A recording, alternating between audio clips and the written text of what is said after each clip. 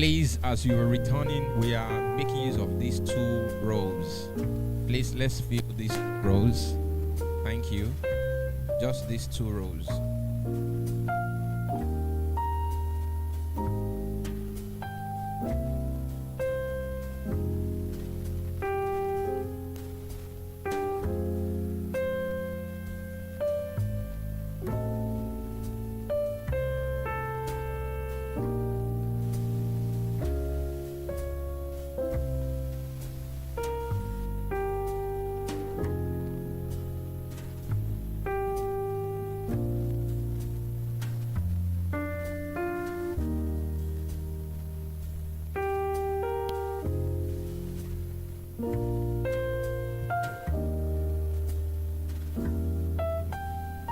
Let's move to the middle row. Just these 2 rows.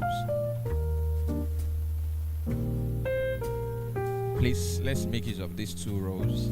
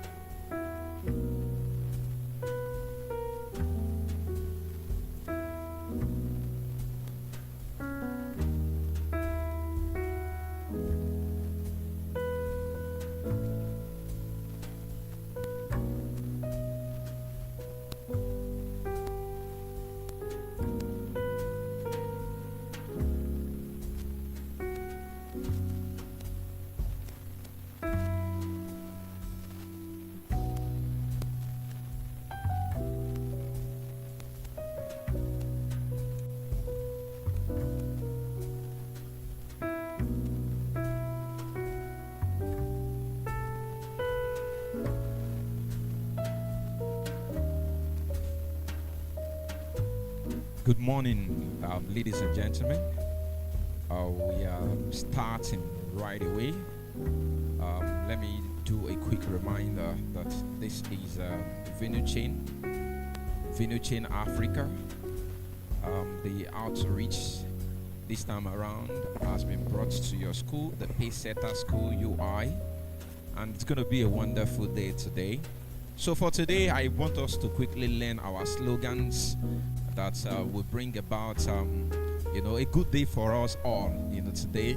So when I say UI, you say Venue Chain, and when I say Venue Chain, you say UI. When I say the Pacesetter, you say UI. If I say UI, you say the Pacesetter. Are we good to go? Is that clear enough? So, ladies and gentlemen, let's go. Venue Chain, UI. Some people are not speaking yet. Maybe you want me to do a giveaway. Of course, I'll be monitoring, your responses, and I'll be trying to keep as much as possible eye contact, with many of us here, so that I can look out for those, that will get some of our giveaways, for today. So please, I would like you to respond, at least for the media, and let them know that surely you guys are the what? Are the pace setters, the very first university in the country. And I believe that today you remain, the very, very first and the best. Am I right? Or we should see it as old glory, right? No, okay. Venue Chain, UI, Pacesetter, UI. Nice one, thank you. We are moving on, and then we are going to start immediately. Right now, we are going into the very first program of the day, which is the welcome address. The welcome address for today is going to be handled by no other person than Mr. Matthew. So, ladies and gentlemen, please encourage him as you put your hands together for him to come forward. Please put your hands together for Mr. Matthew. Thank you. Good morning, everyone. Greatest Gbagba. Greatest Gogbo. Greatest Shiwa. Lewa Lewe.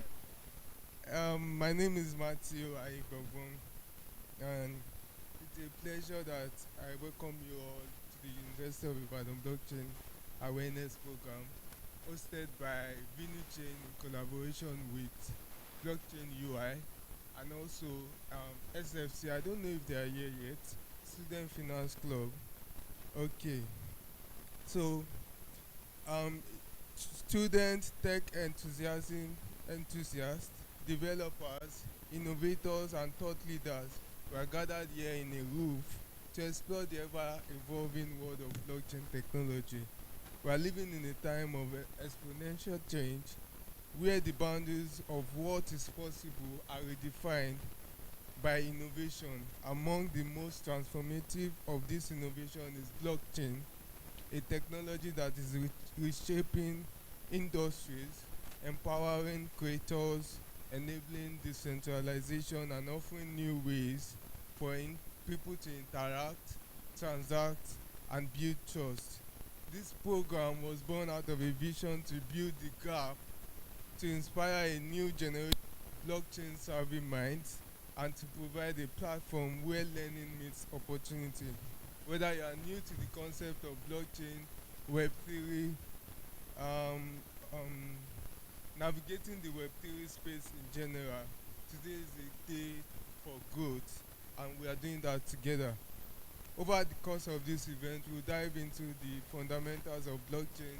We'll discuss real-world applications, use case, and explore how technology like smart contracts, crypto, and decentralization application are no longer just buzzwords, but blueprint for the future. I encourage you to not just listen, but to ask questions, engage, and network. Most importantly, network. So one of our speakers here, we met sometimes in 2020 and we worked on a project together, and I did not network with him, but luckily for me today we are meeting again, and his name is Crypto Victor. We worked together on a project in 2020, and here we are. I do see him on other platform, follow his work, but the essence of networking is that it gives you more edge. Had it been I had networked with him, I must have done other jobs with him.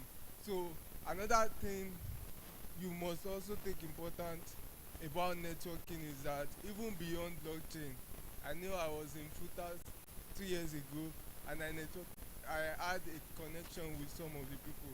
Beyond blockchain, we did business.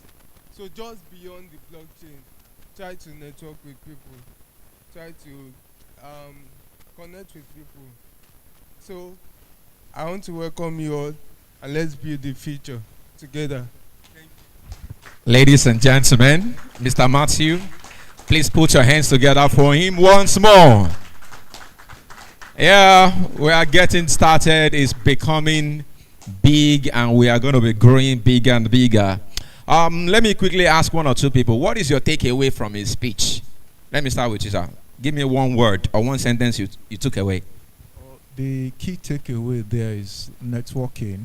Networking comes first, and I think Any other person apart from networking? What is your takeaway from that session? Any other word? Knowledge about Web3 and crypto. So you mean he just gave you a quick knowledge about crypto just now? That's wonderful. Let me quickly dwell on networking. Like I said, there is always an opportunity for you to network. So in 2 minutes, let's quickly do that. Please, I want you to meet with 1 or 2 new faces that you don't know about. Just meet them, ask them what their name is, and I will do a quick test on that. Just 2-3 people. Move. You are free to move from one place to another. New people. Just ask about their names. What they do. Yes, what they are into. If their shoe is shiny, their face is shining, try to ask them, please, what's the secret? They may not tell you now, but you will still ask again. Right? Nice one.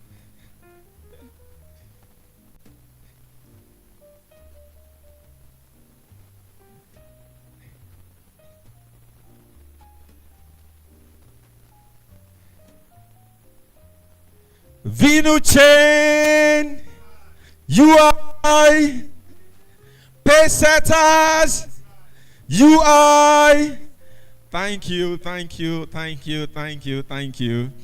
Ladies and gentlemen, please, this is a gathering of technology, and then we are going to be leveraging technology to make our presence felt here today. So let the world know that something is going on, here right now. So if you are not following us, please quickly go to your X handle, search for VenuChain Africa. Please follow us at VenuChain Africa. Please, let's quickly do that. Go to your X handle, search for VenuChain Africa. Follow us. That is on X. Then on Instagram, if you are an Instagram person, search us, look for at VenuChain _ Africa. VenuChain _ Africa. We are going to be monitoring that, and then there will be something, as a benefit for doing that. So please quickly do that. And please, the hashtag for today, like I said, let's leverage technology. Let them know that something is happening at UI, today. So the hashtag for today is VenuChain Africa X Ibadan. Did we get that? VenuChain what? VenuChain Africa X Ibadan. That is the hashtag. So let's quickly do the hashtag. Give yourself a selfie, post, tag at VenuChain Africa, on X, tag at VenuChain _ Africa on Instagram. Let them know that you are here this morning. Let's quickly do that as we move on to the first session of the day, because somebody mentioned that he heard something about blockchain, he heard something about crypto. So right now we want to deep dive into crypto. The reason why we are here, that is the next session we are moving into. So it is called the first session of today, and the title of this session is called Unveiling the Power of Blockchain. Unveiling the what? The power of blockchain. And we are going to be looking at from theory to practice. From theory to practice. And the keynote speaker for this first session of the day is no other person than our very, very own person, Mr. Olaoluwa.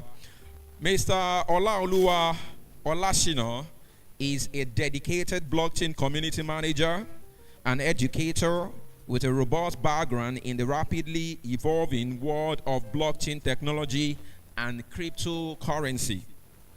A graduate of Obafemi Awolowo University, Olaoluwa has been an active participant in the blockchain space since 2021, with initial ventures into crypto assets starting in 2020.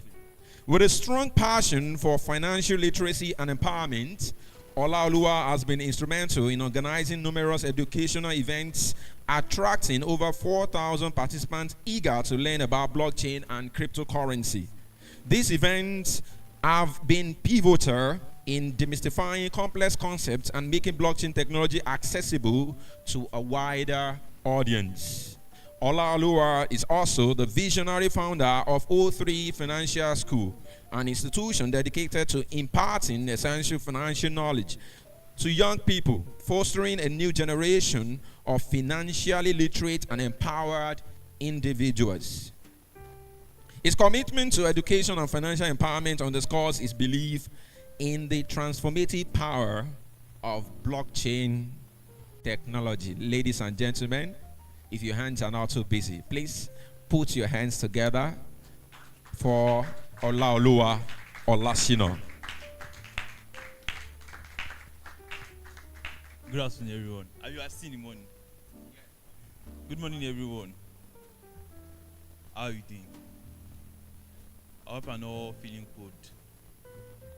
Are you feeling cold? Don't worry. We soon serve you hot tea. I just say cold tea, but then we need hot tea.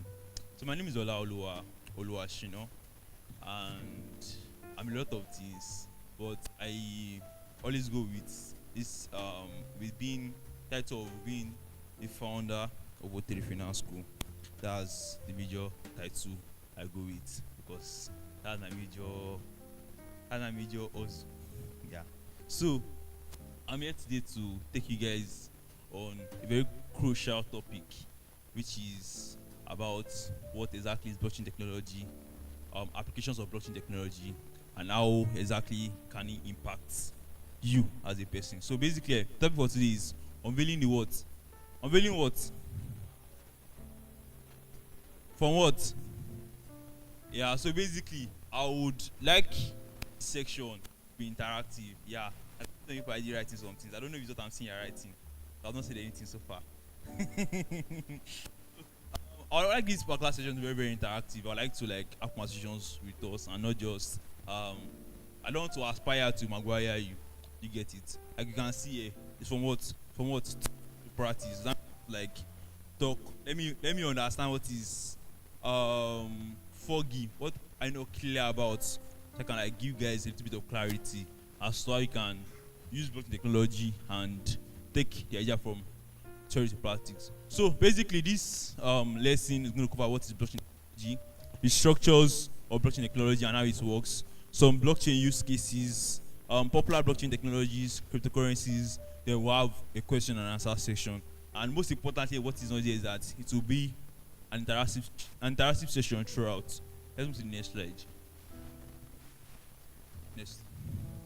So, blockchain technology basically the whole essence or one of the things that led to the first important use or the first use case that all of us um that brought all of us to cryptocurrency today.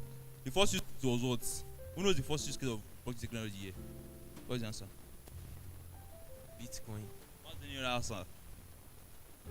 Of blockchain technology.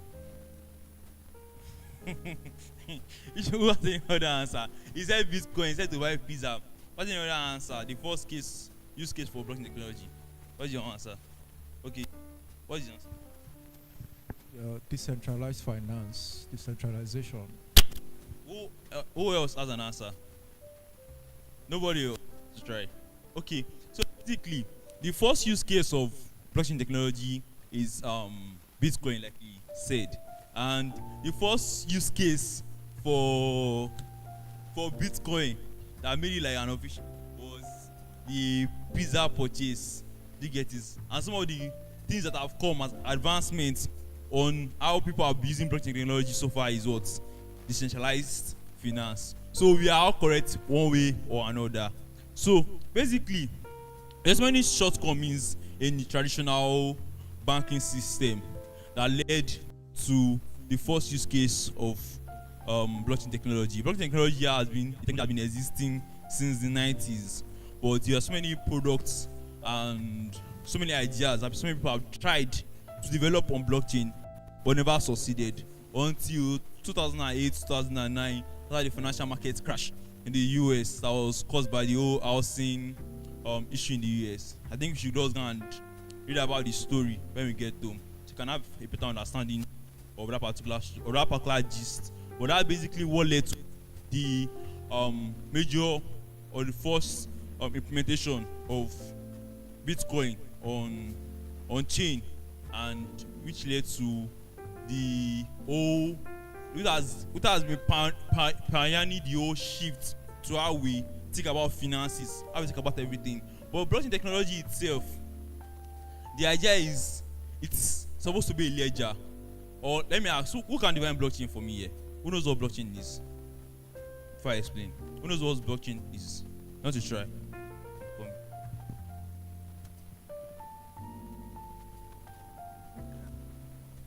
Blockchain is like a ledger where financial transactions are recorded online.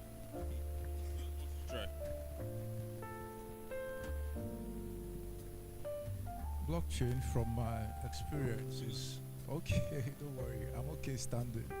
Blockchain is a system that makes transaction decentralized, and it helps for transparency and security compared to the regular systems we have had over the years. Until today, I think it's still the best.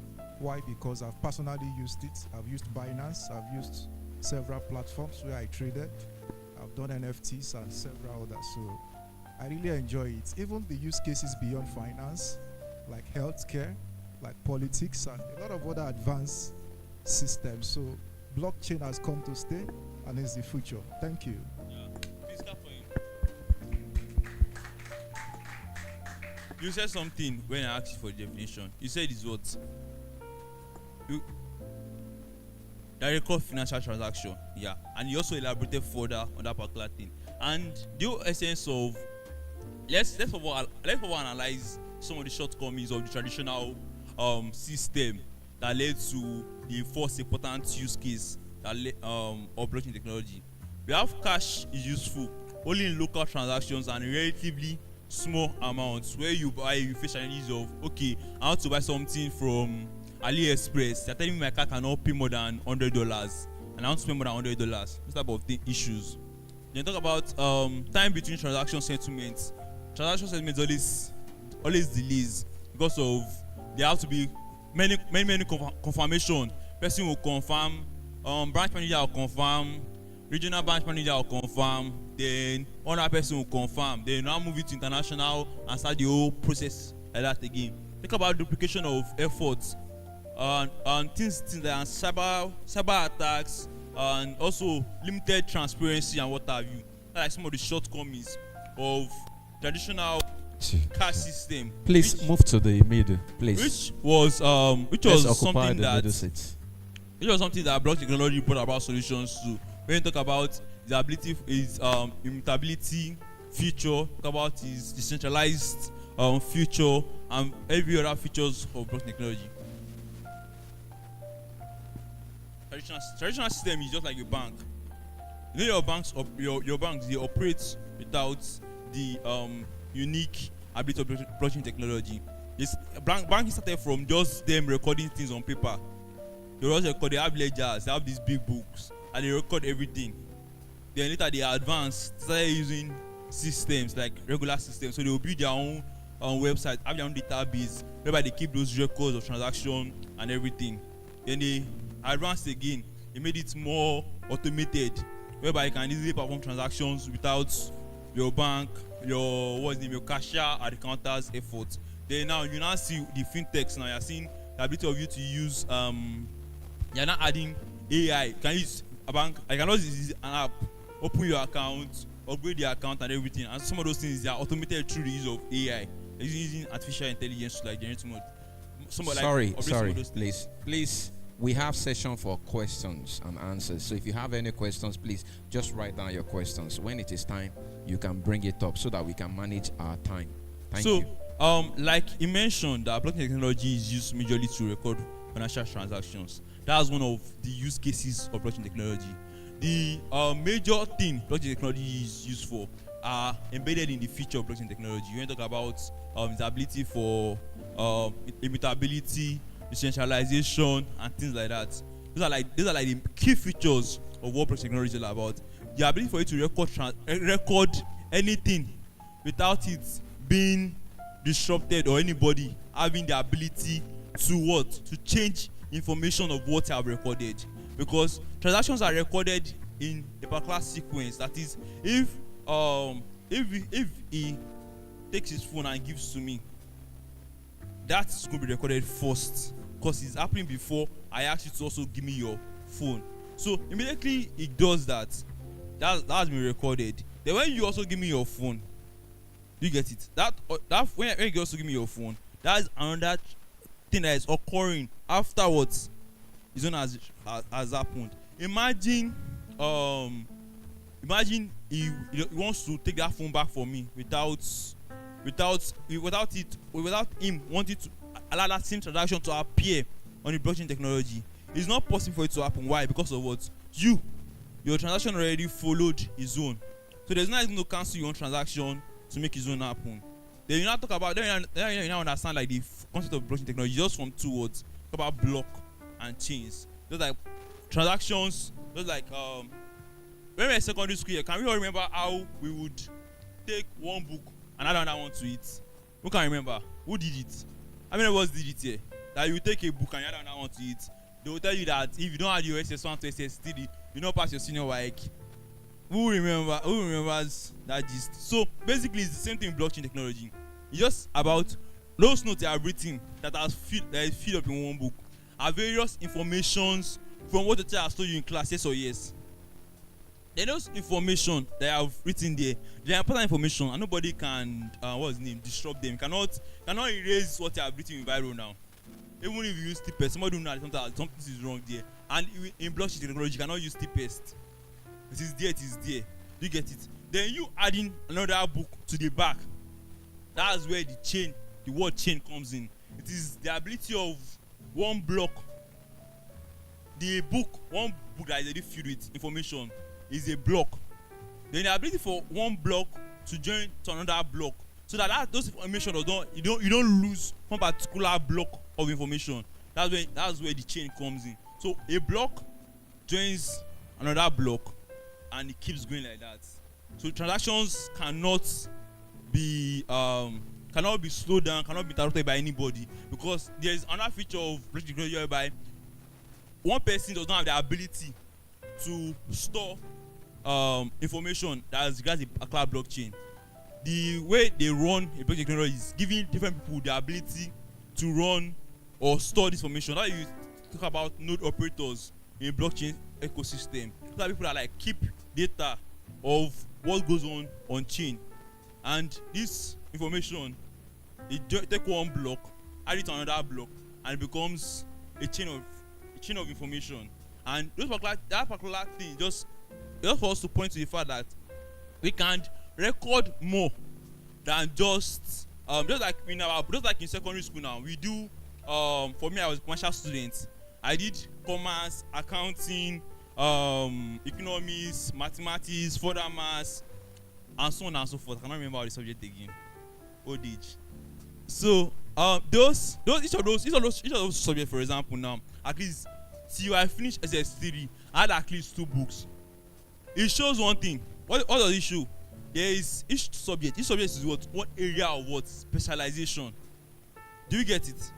One subject is what one area of specialization. Do you agree with me? We have economics. Economics just focuses on teaching you things that has to do with the economic factor, telling you things like marginal, this thing. God, I don't want to remember those things that are giving me PTSD because I have to like read it. Then talk about commerce. Commerce tell you about various levels of how businesses are established, so proprietorship and so on and so forth. Then you talk about mathematics. I don't know the relevance of mathematics yet. Maybe in the future I will know it. So mathematics too, you learn algebra, learn this, learn that. What the other shows? And then for me that was in accounting, I was still doing things that has to do with recording financial transactions with accounting. And what does that tell us? That means there are different applications of how we can record different things on book by writing notes. Then we're now joining those things together and keeping those information together. You get my point? My point there is that we can use blockchain technology for what? To record different things. That is, you can use it in different areas of life. Healthcare, insurance, banking. Give me examples now. Voting systems. Oh yeah, now. Gaming. Educational system. NFTs. Which other example again? Health. Which other one? The pharmaceutical industry. Which other one again? Which other example? Engineering. Which other one again? Which other example on the back? So basically, it just points to the fact that we can use blockchain technology to record data across different areas of specialization, and that is how we as students, who did I take this from? That is how every one of us should to see blockchain technology. You should see it beyond a technology that helps you transact fast. See beyond the technology that helps you make money fast, because most of these transactions that we do just for us to make quick money. We want to buy that meme coin that will do X10. That how many of you have invested in meme coin that somebody told you that don't worry, to do X, it will do like how Shiba Inu did. Just buy it, hold it. The next thing, your money went to zero. How many of us have bought those coins?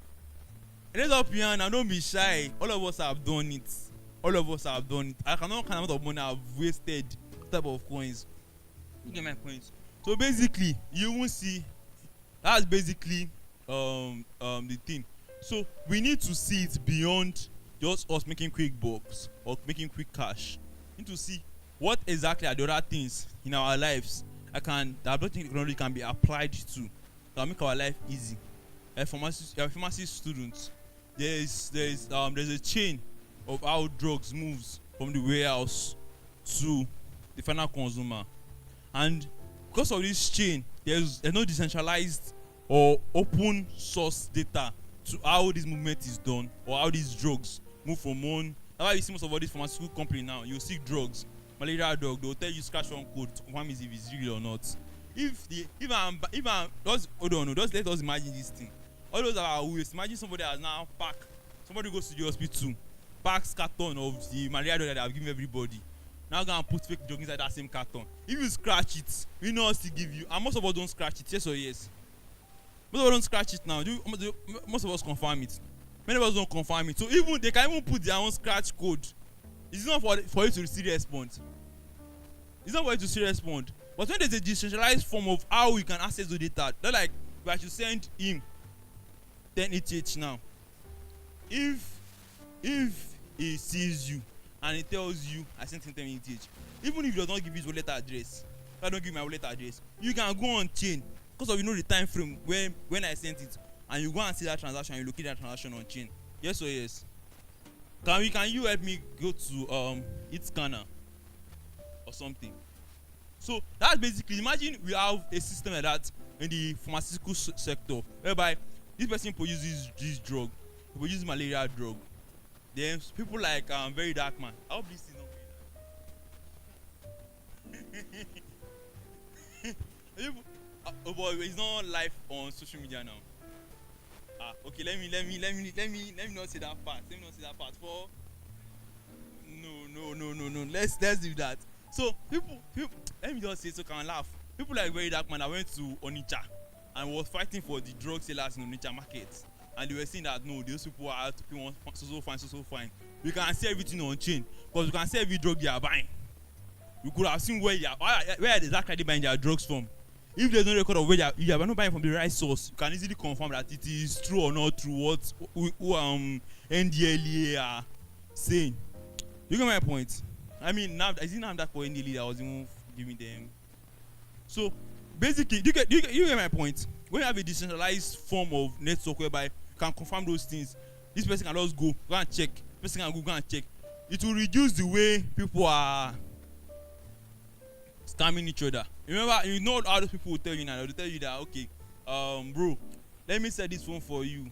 I'll sell this phone for you.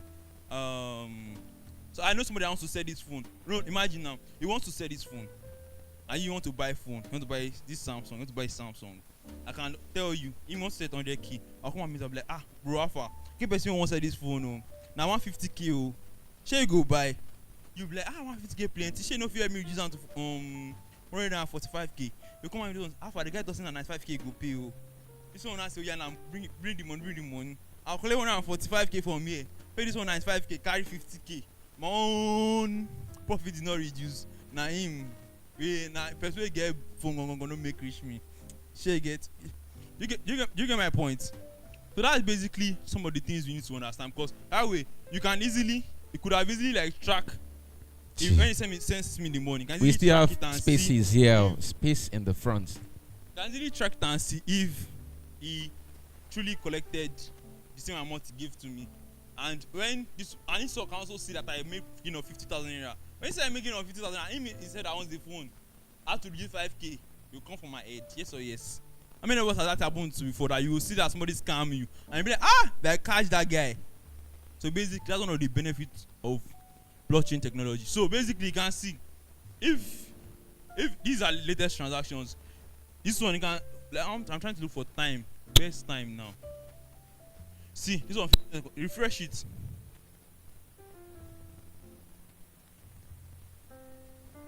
You see this one is 11 seconds ago, 11 seconds ago. If you keep scrolling down, you see time. Like, so that means you can easily like trace transactions. There's nobody that would need to like fabu you or tell you any lie about certain things. You just go. You can ask, and to even make most of us more honest. Am I lying? Although I know Nigerians will find a way around it, because we always find a way around things. But then to make most of us more honest, because most of us like, when the trouble of this lie go too much, I just talk to make I leave the matter alone. So let's move. So we talk about revolutionizing traditional business network. Talk about how ownership transfer goes and how tracking can be done in the blockchain ecosystem. It's just basically the most nice application for us to even talk about this, that all of us might be a little bit familiar with, even though we have not gotten to that level yet, is land. How many of you have heard of people fighting for land, people going to court for land? Do you know the reason people go to court? Because there is no data of who the real owner is. Somebody can say, that land in front of UI gates, it is massive. I can lie to somebody, I can lie to one investor from US that my father is the VC that will assign the land to him, or maybe my father was former VC, allocated the land to him so I can sell it to him. You get my point? And how does the person want to verify that information? Even the courts, even Nigerian courts, does not have most information on land purchase or sales in Nigeria. It's just recently you start seeing most of the guys that buy land or sell land are using lawyers. So most of the information on land purchase or sale is based on give me one away. Even if it is real, it is fake, person cannot confirm.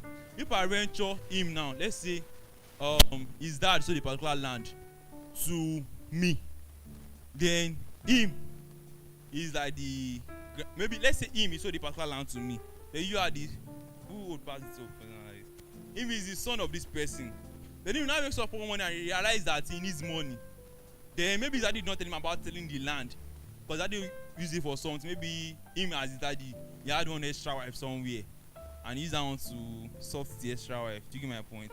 Then this one they don't know anything about is the first child. The next thing, what will he do? We go and carry documents that his daddy has, or one document, maybe photocopy of the document, and do what? Carry it and can what? Sell the same land that they already sold to me. Mama, I've sold the land to another person. You see, I've created another chain. Since daddy sold it to me, I've created another chain of transaction. Maybe I've sold the land to him. He has sold the land to her. Sold the land to her. But him is still doing what? A very stale document. When it comes to blockchain technology, the moment the money move, the document moves from one person's custody to another person's custody, it registers those information. Do you get the point? So you can trace it and see, okay, this money moved. That's why you see that most of these guys that they always talk about like all these hackers and stuff, how they always catch them when they are trying to like convert the crypto to cashes. They don't convert it as one chunk money. They split this money, bounce it around, what they want to sell. And you see these guys that investigate these things, they follow it one after the other, call it on-chain analysis, and try and like get those information and see where exactly the money end up. Then the next thing, FBI, and they will just carry the person, and the person gonna start explaining. And the person don't know. Just like I know it won't happen in Nigeria recently, whereby was it Flutter that they hacked, and they took over 1 billion naira or so. Then they started using it to buy USDT. People that collected that cash, because of that was even normal banking system, traditional banking system. People that collected that cash in their account, they just froze all of them accounts. They took all of them to court. They collected the money back. All of them, their USDT has gone. Support the law. Yeah, so let's move to the next slide. So the structure of blockchain technology, like I already explained about it being blocks. Talk about it being how chains are joined together. When you talk about that, you talk about hash. You talk about hash for every transaction. You talk about the networks, like I mentioned earlier about nodes and everything. Let's move to the next slide. So how does blockchain work? Basically, just one person requesting for a transaction, then a computer called a node receives the request and verifies the transaction. Transaction is added to a collection of new verified data known as a block. The node distributes the new block to a bigger network of nodes. Remember I was explaining that to you earlier about how there are different guys operating nodes in Nigeria. Like I mean operating nodes across the country rather. And in Nigeria there are even more guys now operating nodes in Nigeria for different ecosystems. I trying like and people get paid for doing that too. So we talk about the nodes add the new block to their copy of blockchain listing all previous transaction is complete. How you see that some of the time when you like send certain things on chain, you will see these figures, they just keep increasing. You just based on at which these things have been confirmed. You see confirmation figures increasing and what have you. Like those various nodes confirming transaction. Let's move to the next slide. These are some of the blockchain use cases. These are some because there are so many ways in which you can apply blockchain technology that are not even here that you can think of and come up with an idea. And trust me, there are so many people willing to invest in various use cases that we can envision and try and put out there when it comes to blockchain technology. There are so many VCs, especially now that are circulating Africa, are working up and down. And the truth is that the best of the money we make in blockchain technology is you being a builder, either a community builder or being a product builder. You have to be one of those two for you to make serious money in the ecosystem. So we'll talk about number one, supply chain monitoring, which removes frauds, improves efficiency and reduces costs. How many of us have ordered for something before and we had issues with like the order? You did not come early, especially in Nigeria here. When I order for something and dispatch rider will eat part of your food. Has that happened to you before? So basically, I don't know if we can use blockchain to solve our cloud problem, sha. Is it possible for us to use blockchain to solve that issue of dispatch rider eating our food? Who is innovative enough think of an idea why you can use blockchain to solve that particular problem. If you can, you have an idea why you can do that. If you have an idea, let's talk. Let's talk. Let everybody start thinking. So basically, we can use blockchain technology to like monitor supply chain. That means we are monitoring the progress of the movement of a particular goods from one particular location to another, and that is about transparency. It's not like somebody will say, THL, where's my package? THL will say, don't worry, your package is in Ibadan, but I don't let South Africa, where you are sending it from. Do you get my point? Because their system is them that is scanning it. If they just say, let me scan the code and send and upload information, change location with VPN. But how will you know that the packet has not left this thing? But on chain, if there's something like that, there's going to be people are building solutions around that, are finding ways to like prove what type of fraudulent activities. Talk about copyright protection. How many of us have written something here before on our WhatsApp status? That person screenshot and put on our WhatsApp status, and it was vexing you. How many of us? Don't lie, raise up your hand. You wrote something on your WhatsApp status, and that person screenshot and put it on WhatsApp status, like as if it's the person's idea. Raise up your hand. Or some people are even wicked. Do not screenshot though. They will copy it, they will type it out. I can't put it on your WhatsApp status. How many of us has that thing happened to before? Raise up your hand. Nice one. That's what about copyright protection. Somebody carry your intellectual property and go and replicate it without your permission. If you have to be a social media that was on chain and decide to wake up one morning and sue all your friends on WhatsApp, they know that Parker guy that sues everybody. Even people that did interview for him to ask him why is he suing people, he sued them. Have you heard of that story before? Everybody has left the guy alone. He sued his mother. He sued everybody around him. He sued every member of his family. And he was always winning the case. I don't know how the guy did it. America is the messed up place. Trump, I'm sorry. So, we talk about copyright protection with the ability of records to go on chain and can prove the original origin, that particular information or what have you. It reduces the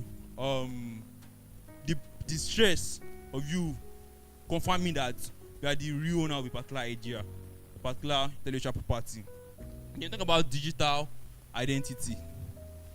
Who knows exactly? Who can about how we can implement blockchain in the process of let's say digital identity? Any idea? Well, the implementation, I think it has to do with biometrics, like embedding biometrics into a system.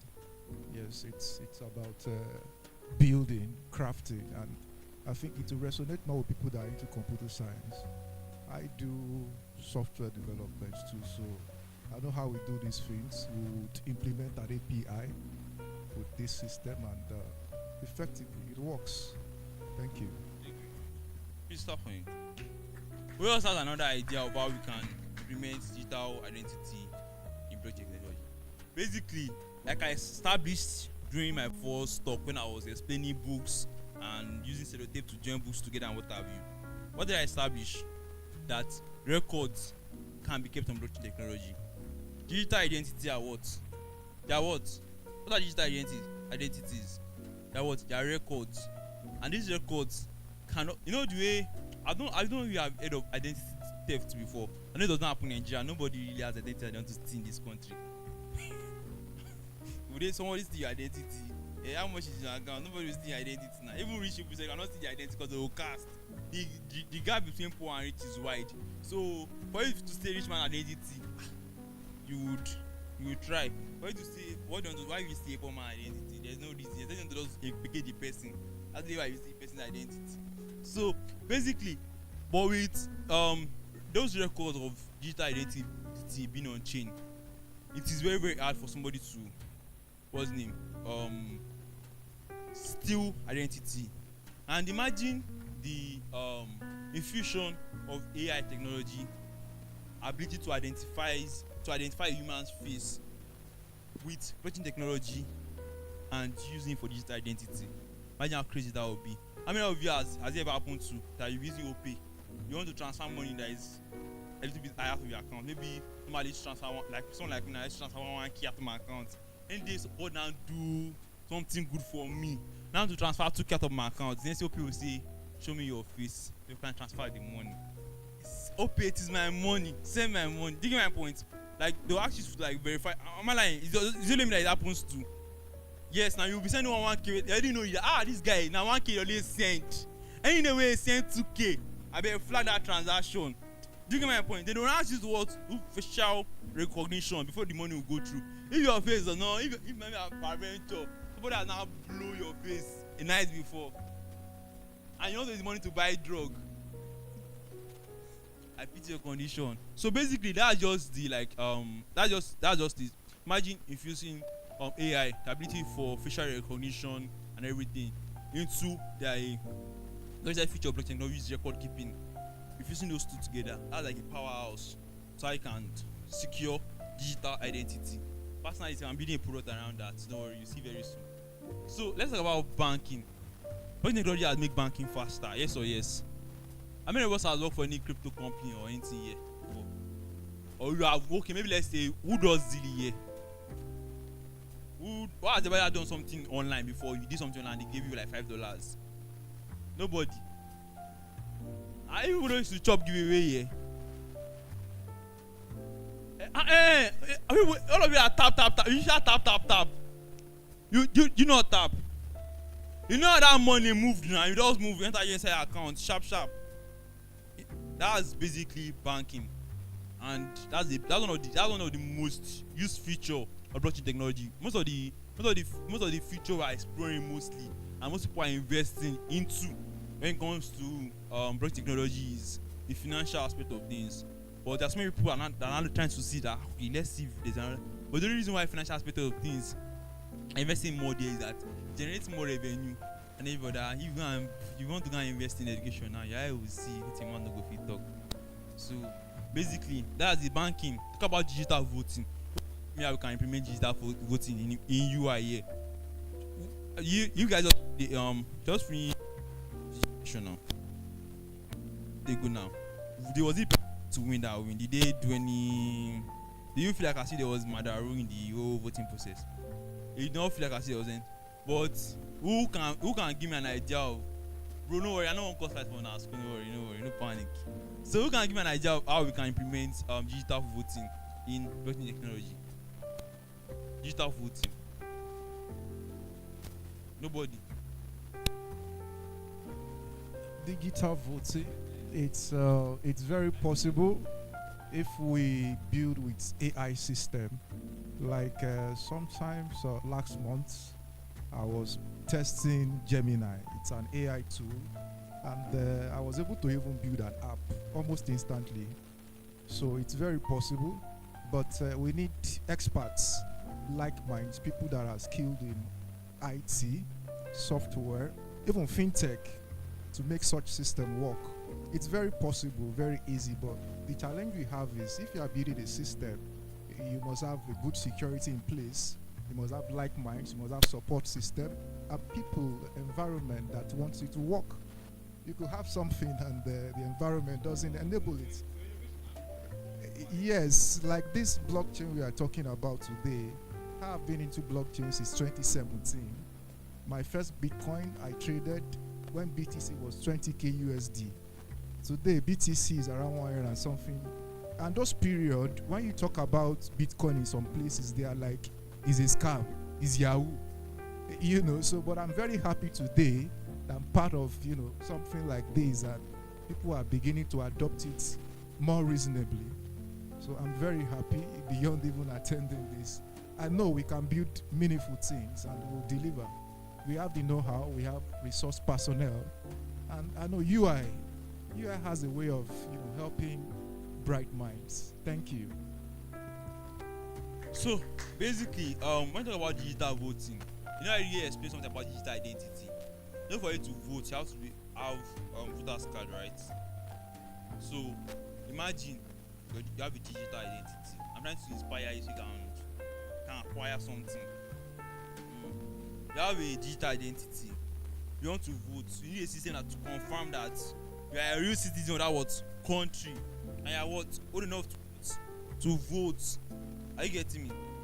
Imagine implementing digital identity that is built on blockchain technology with a voting process.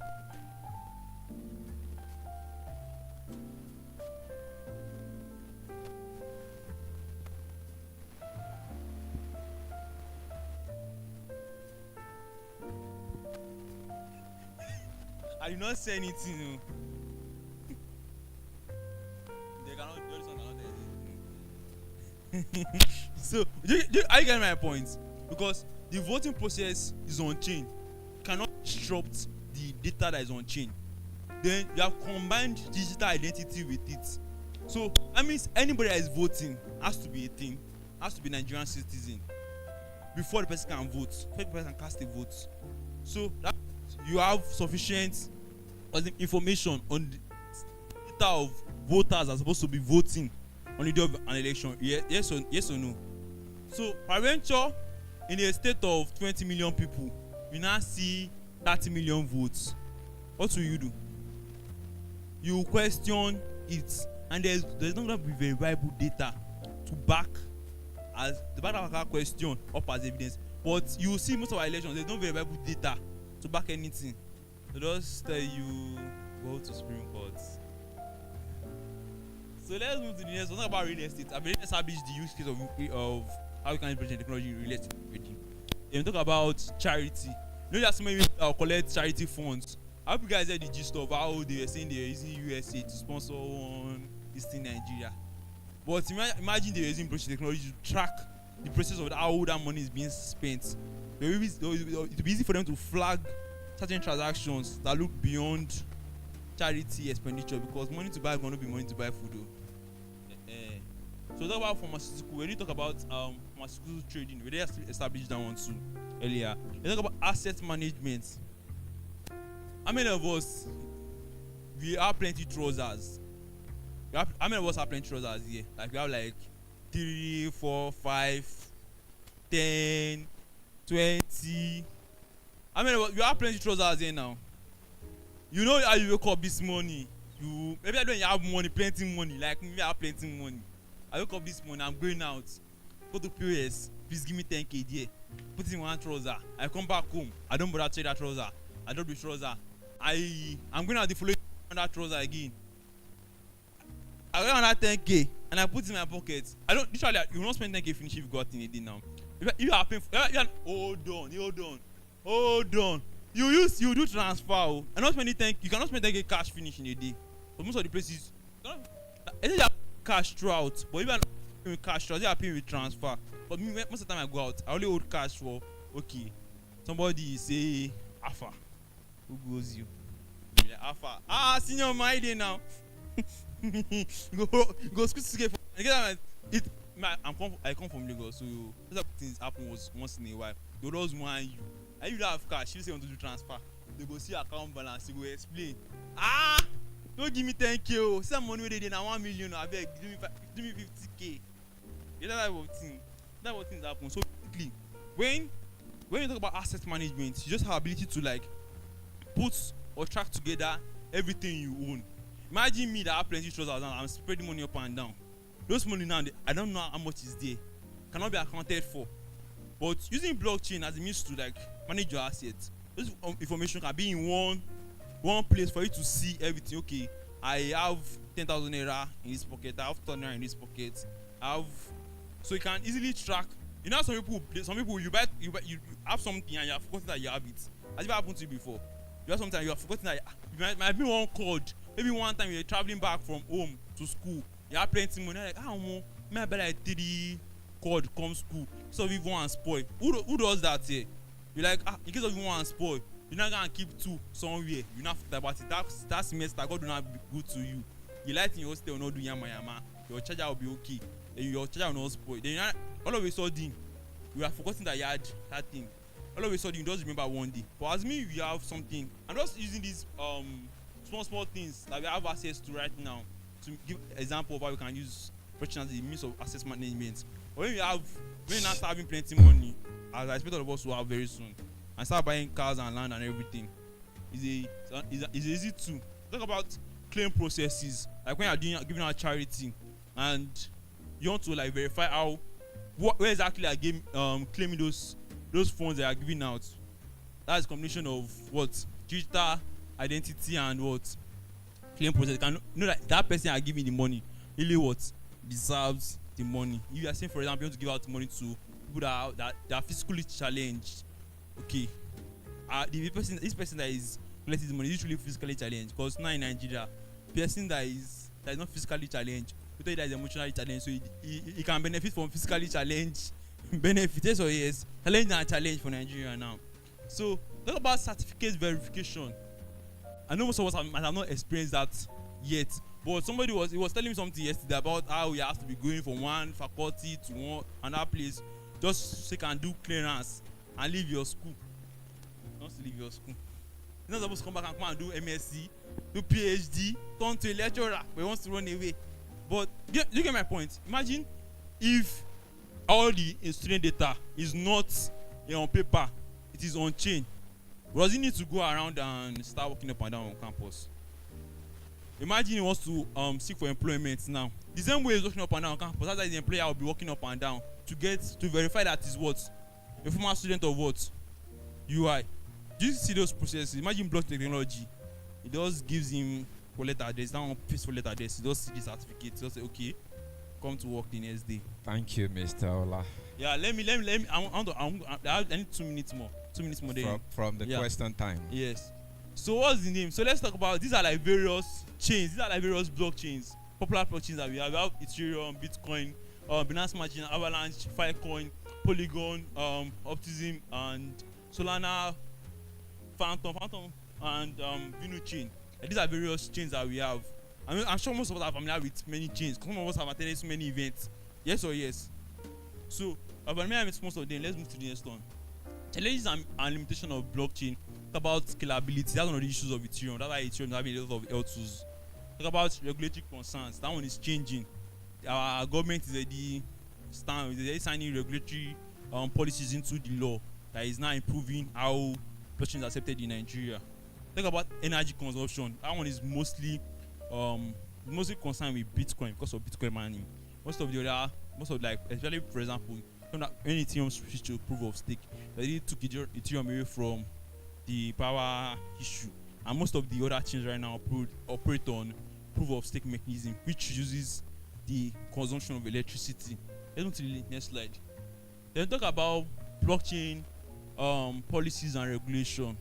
There are various global regulations when it comes to blockchain technology, and it's very, very important for us to like be conversant with them if you want to operate in this space, because it helps you to like stay ahead, see opportunities, and seize them ASAP. Talk about compliance. Talk about challenges, because when it comes to blockchain technology, for example, now some of those use cases I mentioned earlier, if you try it in Nigeria, you fail. Some of those use cases, yes or yes? Because even the existing system, they are not using it. The existing local, somebody else do software system, they are not really using it. Imagine you now trying to like bring that innovation with blockchain technology, for that matter of fact. And people would not answer you. Even people that expect to support you be the ones that will stand at the gate like this and block your way. Yes or yes? Because somebody doesn't believe something, they don't believe that thing. There's really nothing you can do about it. You understand it? So that's some of the concerns of this whole thing. Next slide. Talk about, okay, how do you get started? One of the most important things, come to Three Finance School and come and learn about blockchain technology. And develop skills. Develop different skills beyond just being a tapper, being a person that doesn't want to chop the next 100 eggs. Bro, person wey dey chop next 100 eggs, they know they plenty. They know they plenty at all. You get my point? So just look for skills. Are you going to be a marketer? Are you going to be an event manager? Are you going to be a community builder? Will you be a developer? Or will you be a UI designer? Because most of these blockchain products, it's just not that some of them have good UI designs. Previously, you run away and you be like, what all the money you have, these are your interface supposed to be like. Do you get my point? Yeah. So let's move to the next one. Cryptocurrency, you already know what cryptocurrencies are. Yes or yes? Yeah. So let's move to the next one. Pros and cons of cryptocurrency. Major advantage: it helps you transact fast. It helps you do things without facing so many regulatory challenges and what have you. Another disadvantage is that we are, especially when you operate in a decentralized manner, whereby you don't use Binance, Bybit, or what have you. You are the custodian of your money, and you need to protect your money. You are the security guard for your money. How many people have, I think it was at wallet be hacked here before. You have faced that be. You saw one above. They said click here and claim 10 so. You now click. Bah! Nice. So let's move to the next one. So you have to be the security of your money. You have to like be the one securing your own investments. Rules of how you should operate in crypto ecosystem or how you should operate in blockchain ecosystem. Number one, what they call private keys, never make it public. You see, they use the word private, never make it public. And back it up. And let us avoid all those backing up. Like we'll be backing up on our screenshots, keeping our phone. You screenshots. You know, there's some blockchain platform that will tell you that you should download app. They now ask you for permission. You allow. The next thing they are going to search your gallery. They've seen seed phrase. They keep them. They monitor you. Yeah. So be careful about how you keep your private keys. Triple check every address. If you want to send money to somebody, don't do I look at the first letter. Resemble Olaoluwa's address. If I don't see money, I don't give you what you want me to give you. Give you service or goods, I don't give it to you because I don't see any money. Talk about also be careful while using exchanges. Be careful. Big exchange has crashed before. FTS crashed. You get my point. Small exchange has crashed before. So there's really nobody that can. So don't put too much money there. So also be careful of Wi-Fi use. Don't join public Wi-Fi anyhow. I know some of us are this happy. See free Wi-Fi. Bam, you don't connect. Nice one. I can't too many for Nigeria, but then we have less than 4 minutes more for questions now. Don't connect to any Wi-Fi. Can we run and don't trade tokens unless you know what you are doing. Stop all those gen and this thing because of somebody told you. My guy be buying him last week. He do 10x for me. I buy this new one. If you do 10x for me, I lie you. If you know work for you. Next one. Let's so thank you very much. Questions. Asking our questions. I'll just take just 2 questions. So we have just 4 minutes to do that. I'll take one from you and please raise your hands if you have your questions. Thank you. I want to ask, does VenuChain has a loan system like that of Nexo? Nexo we'll get to the VenuChain session, please. Okay. You can ask based on what he has taught us. Somebody is coming to talk about VenuChain itself. So we'll get to VenuChain. I just think questions based on everything I said so far. You know everything. I'm just asking questions on that. So I want to ask, what is decentralization? Decentralization is simple. Just ability of control, not lying on one person. When one person does not have the power to damn everything that happens, that's what decentralization is. When everybody has to come together in agreement to make that certain decisions. That's decentralization. Not making control stay in one place. The particular day, I don't know if you guys knew, where there was an issue in Microsoft, the particular data center had an issue that affected the entire world. I don't know if you guys heard of that story. But in cryptocurrency, we have node operators across different places in the world. Imagine that particular day, it was on blockchain technology. When that particular data center had issue, the same data that was on that particular data center can be across various other nodes, and that information can be drawn without the issue that came. So that's just it. Centralization is just about making control, not be focused at one particular point. That's what we try to do where we have different. Any other question? One more question in relation to what I just explained. Right. So, what's the relevance of a data scientist in blockchain technology? You guys have very great relevance. Remember I mentioned something about on-chain analysis. What is on-chain analysis? It's basically you tracking data. Do you get it? So there are times somebody wants to be a blockchain product. Where you do research for normal Web2 companies, you research for Web3 companies too. Do you get my point? That one is there. All these on-chain data, as data analysis improve, become a data scientist. When you become a data scientist, you become one of these guys that they will call for fraud detection and stuff like that. Yeah, you're a good fit for it. You get it. So I think at this point, thank I you. would say thank you so much for listening to me. And God bless you. Ladies and gentlemen, Ola Oluwa. Oluwa Sino. Please put your hands together for him once more. That's wonderful. Vinuchain, UI, Paysetters, and UI. Thank you for that. Please, there is something I want you to take away from all he has said. We are talking about blockchain. So we are simply talking about record keeping. Uncle, we are just talking about what? Record. You know, one thing that is bad about us Africans is that they said if you want to hide any information from an African, where do you put it? Put it in a book. We don't take record. I'm sorry, I'm an entrepreneur. I'm also, guilty of that, but I'm improving every day. So what makes blockchain, special about record keeping is that this time around, the record is not controlled by anybody. Federal government of Nigeria cannot say, oh, we want to alter it. You get that now? So that's what you call decentralizer. Did you get that now? So it is not controlled. And this time around, you can bring the whole world together. You are not limited. You get that now? Something that federal government may say that, okay, you have to collect one form.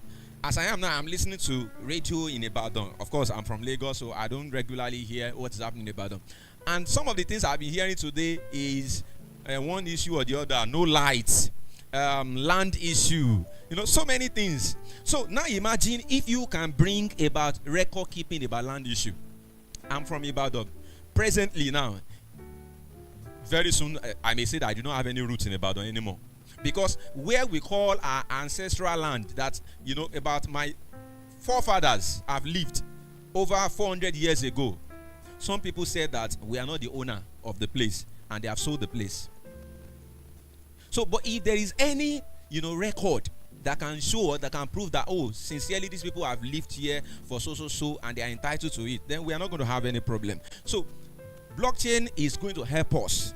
That is where other things will come in. So, we are moving on. You will get to know more about Vinuchain, blockchain, and others. So, please, let's move on because of our time. We are going to be running, very quickly. We are moving on to the next, session, and this session is actually called Roast and Debate. And what is this about? It is asking you a question. Will blockchain replace traditional finance? Somebody asked questions about, tradition, something that is traditional. Something that is traditional is something that we all know. When we talk about banks now, some of us will mention First Bank. Some of us will mention GT. Abi? In fact, as I am now, most of my clients, anytime I want to send them my account details, do you know what I do? I have to send the old bank and the current one, because me, I'm using OPay now for my transaction. I trust them more than anything. In fact, I was talking to AY this morning. He wanted to make transaction yesterday, and because he was not in tier 3, he could not make transaction that is big. And I said transaction on OPay because I've been on tier 3 since the beginning, because I trust them. But I noticed that each time I send OPay to somebody abroad, they will say they are not doing, they don't want to do anything with them because they are not traditional. You get that now? But these fintech guys, they are coming up and people are beginning to buy into it more and more. And they are secured. There are some transactions I want to do now. They will be doubting. They will have to take your facial, and all that. Open your mouth, shake your head, and all that. So we are getting there gradually. So will blockchain replace traditional finance? I'm not the one to answer the question. So to answer these ones, we are going to be calling on the Blockchain Club UI. Please put your hands together for them.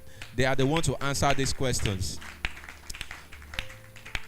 Vinuchain, UI. All right, thank you so much.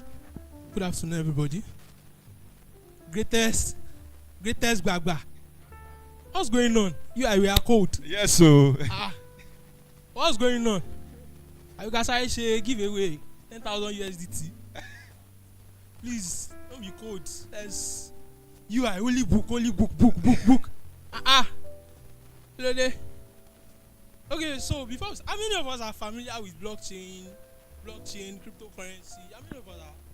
We are. But then we are. Although I like the fact that we are asking questions, I like the fact we are jotting things down. But then we are just looking cold, as if we don't get what is going on. Are we shy? Good. Ah. We are coming up. Good. You are get vibes now. My Zik brothers are not here.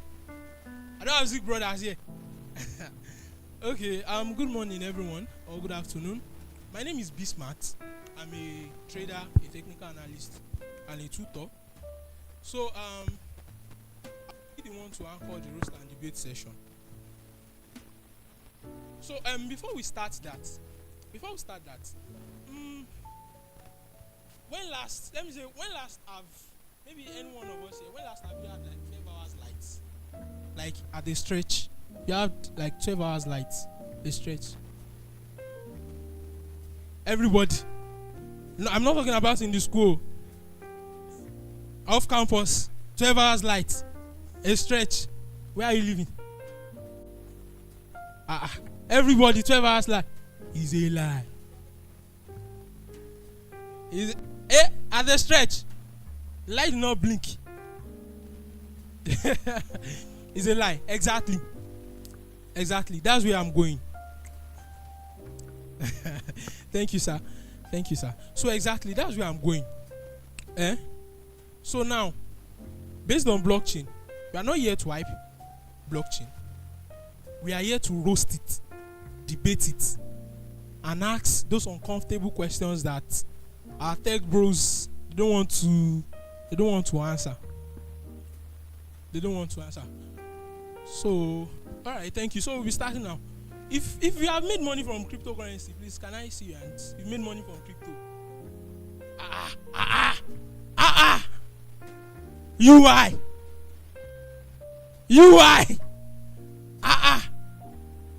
So it's only book. No tap too. Only 2 people. And I can only see like 2 hands up. So we don't make money from crypto.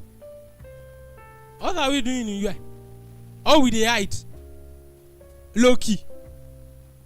You are doing low key. Let's not do low key. Yes. So again, if you made money from crypto, like, can I see your hands? Somebody might gift you. You might maybe an airdrop, something like that. Just a few people. Go.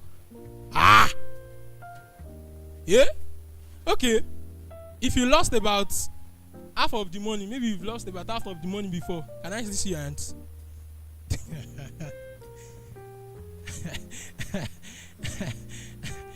Exactly. So we're going into the roast and debate session, and for the roast and debate session, please, I would need like some of our bold audience to please, I need you to talk and give you the mic.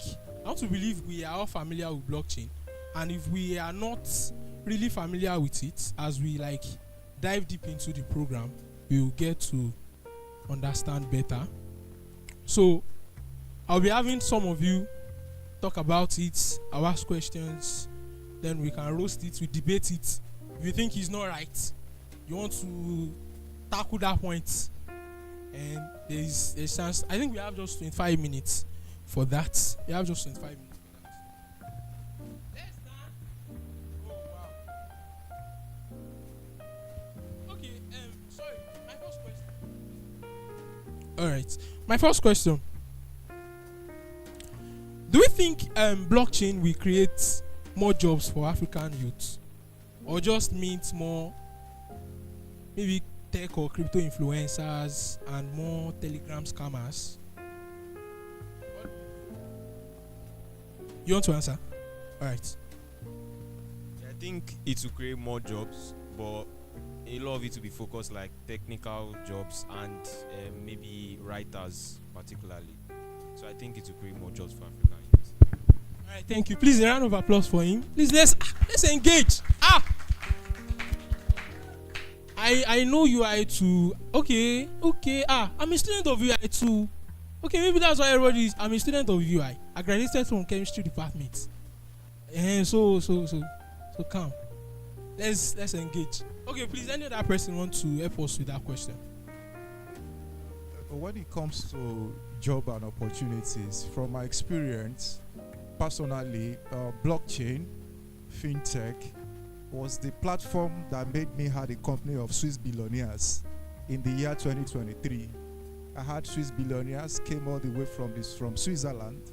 We had a training on the island, and it was my blockchain knowledge that made me had such company.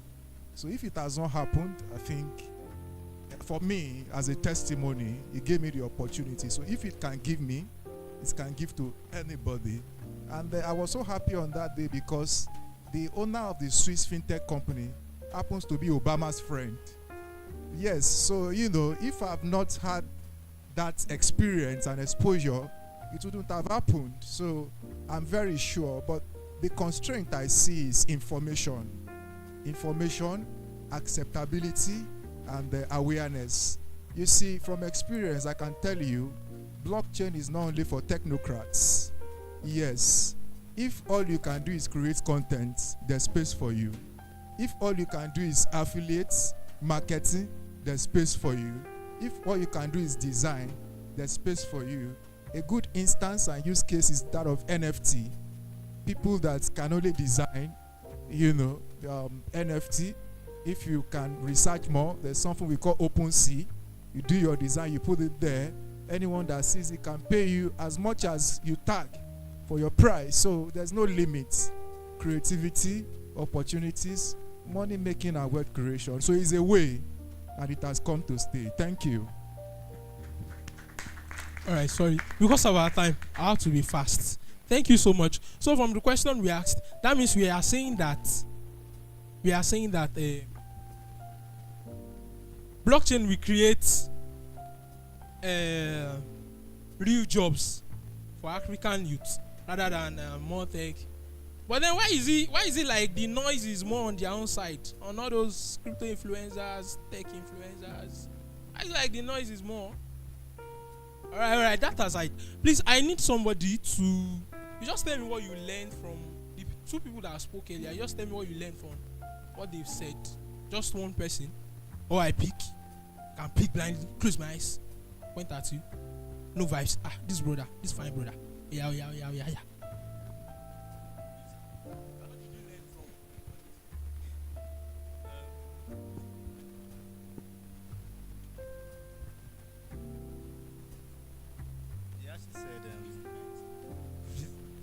That is said, blockchain technology will actually help in creating more jobs for Web3 enthusiasts and learners. Yeah, Jazzy said blockchain technology will actually help in creating more jobs for Web3 enthusiasts and those trying to come into crypto. All right, thank you so much. Okay, so sorry, I have a question. I like to question things a lot. So this blockchain of a thing, do we think blockchain is empowering the average youth, or just making the rich stay rich, or just a way to make the rich stay rich? Most of the rich people, if you hear it, is either they are into crypto. If they are not a trader, they are a moderator, they are a community manager, they are this, they are that. So is it a way of empowering the average? Do you think it's actually a way of empowering the average youth, or a way of the rich staying rich? Sir? Alright, sir. Yeah, it's a way actually. Why? Because he has the capacity. But from experience, I have a feeling that those that really thrive and make it from this field, they are those that are open to learning. They are not just people that just want to come in, yes, you can come in and make the quick bucks. It happens. Yes, there's this there's this opportunity for people that comes in to really make money fast. But in reality, those that really make it there, they are those that are passionate about the technology. One, the passion, the drive, what drives you in. But another thing again, those that are coming in from the trading side, you must have this thing we call risk tolerance. That's when you talk about cryptocurrencies, they are very volatile instruments. And when you talk about volatility, when you come in, let's say for instance, you want to trade Bitcoin now. Bitcoin today is over 100K. I trade it, I teach it. So, but the volatility, tomorrow morning it can be 50K. So if you don't have that risk tolerance or probably a backup system, when you come in, you put your 1K USD there today, the next day it becomes $500. If you don't get that lever, you go jackpot. Normal, yes, because you know what it takes to make money in Nigeria. But if you have the risk tolerance, you have a stack of friends, like an ecosystem, where you have a way of learning together, getting along together. Yes, people make fortune, but if you are not careful, you can also get burnt.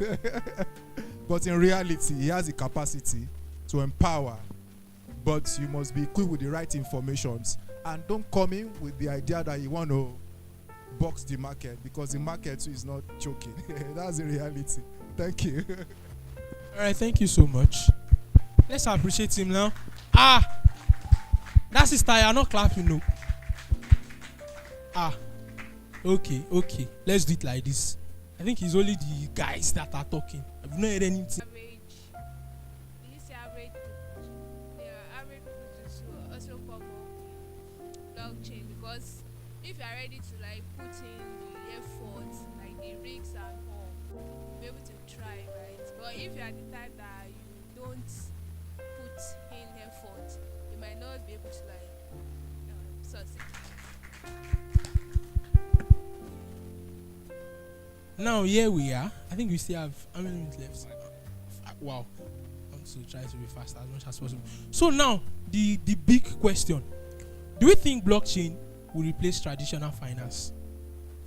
Do you think blockchain? Yes. I feel like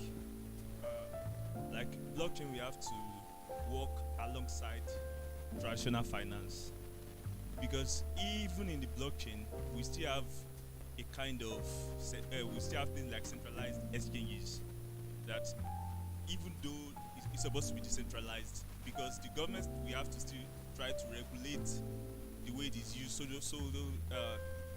so that it does not support things like terrorism and all. So there will still be a kind of centralization, in the way finances work. Okay, you have something to say. Let's encourage him, please. Nice answer. So what I would say about blockchain and traditional finance is that for traditional finance, like if let me use OPay and BitGet for instance now. If you come into OPay, you would see that it's very easy to use, like the interface and all that. But on blockchain, it requires some technicality and all that. Like the average person here would go into BitGet and will not even know what to do. Like this is not so clear. So I would say that it might not totally replace it. It might not. I don't think it Might not totally replace it. So are you guys trying to tell me that traditional finance has an edge over blockchain? I want another person. Sorry, sir. Okay.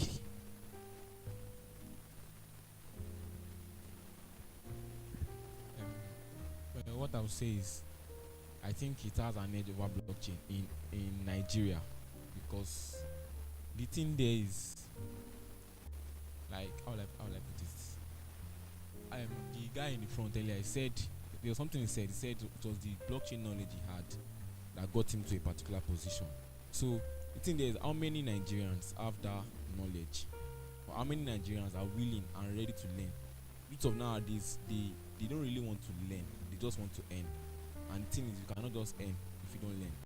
And like, not every, this blockchain system is more like it's kind of looking technical, and you have to have this. It's kind of looking technical, and you have to have this. You have to have this knowledge on it before you be able to operate on it. But just giving to another. Let's encourage him. All right. So based on what you all have been saying, I still strongly believe that blockchains will take over the traditional banking system. Because, firstly, there was a time when people did not trust these our so-called traditional banking systems. People were hiding their money in the ground or somewhere else. But thanks to innovation, we've moved past that into what we now call traditional systems. So since blockchain is the future, it will eventually take over. It is just a matter of time. You might consider people not wanting to learn before you earn, but if you give it time, it will be the necessity of it will force them to learn. There was a time where my father did not do transfer. He could not use an ATM, right? But now I'll just call him and he'll transfer me money ASAP with his bank app. So that is eventually what will happen to blockchains. We should not look at. Please, a round of applause for him because of our time.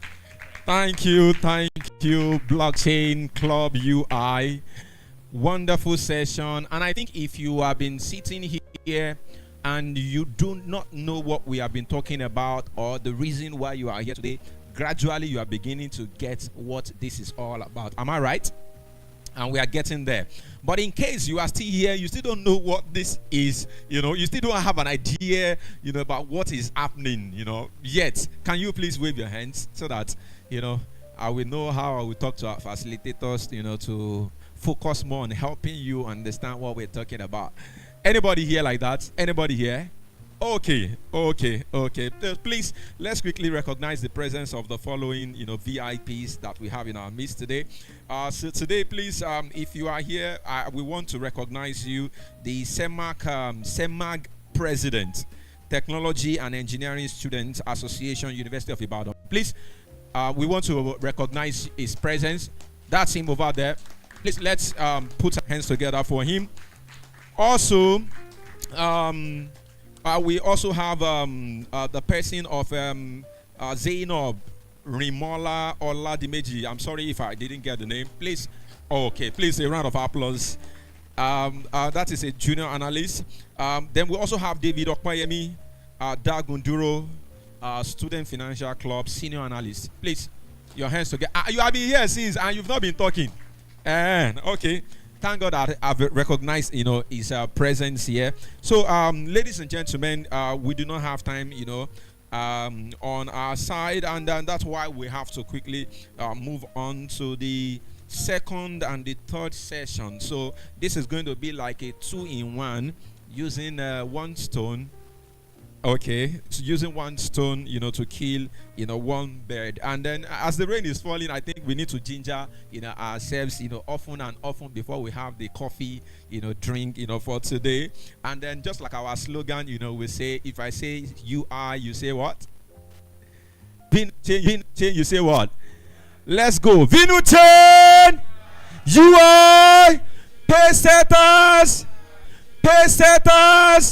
UI! Thank you for that. UI! Thank you for that. We are moving on to our second and third session titled Careers in Blockchain. Of what relevance am I, having another session that is specifically, for why we are here today, which is deep dive into Venu chain.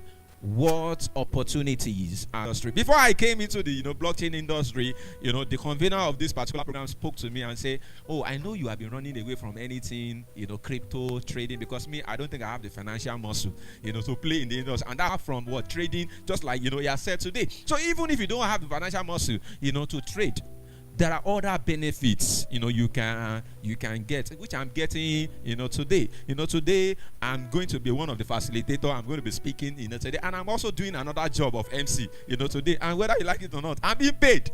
You get that now for what I'm doing. So, hey, no matter who you are, you have something. You get that. After I leave here, I go back, to my traditional, job, which is teaching. You get that? And, I still consult for some schools, So I do so many things. So there are so many things you can do for yourself, especially in this Tinubu economics. You know what I'm talking about. So, ladies and gentlemen, I can see him. He's gingering up, to come for his session, to lead us into the two sessions that I've mentioned about, which is career in blockchain and deep diving into Venu chain. is no other person than Mr. Crypto himself. He calls himself Mr. Crypto Victor.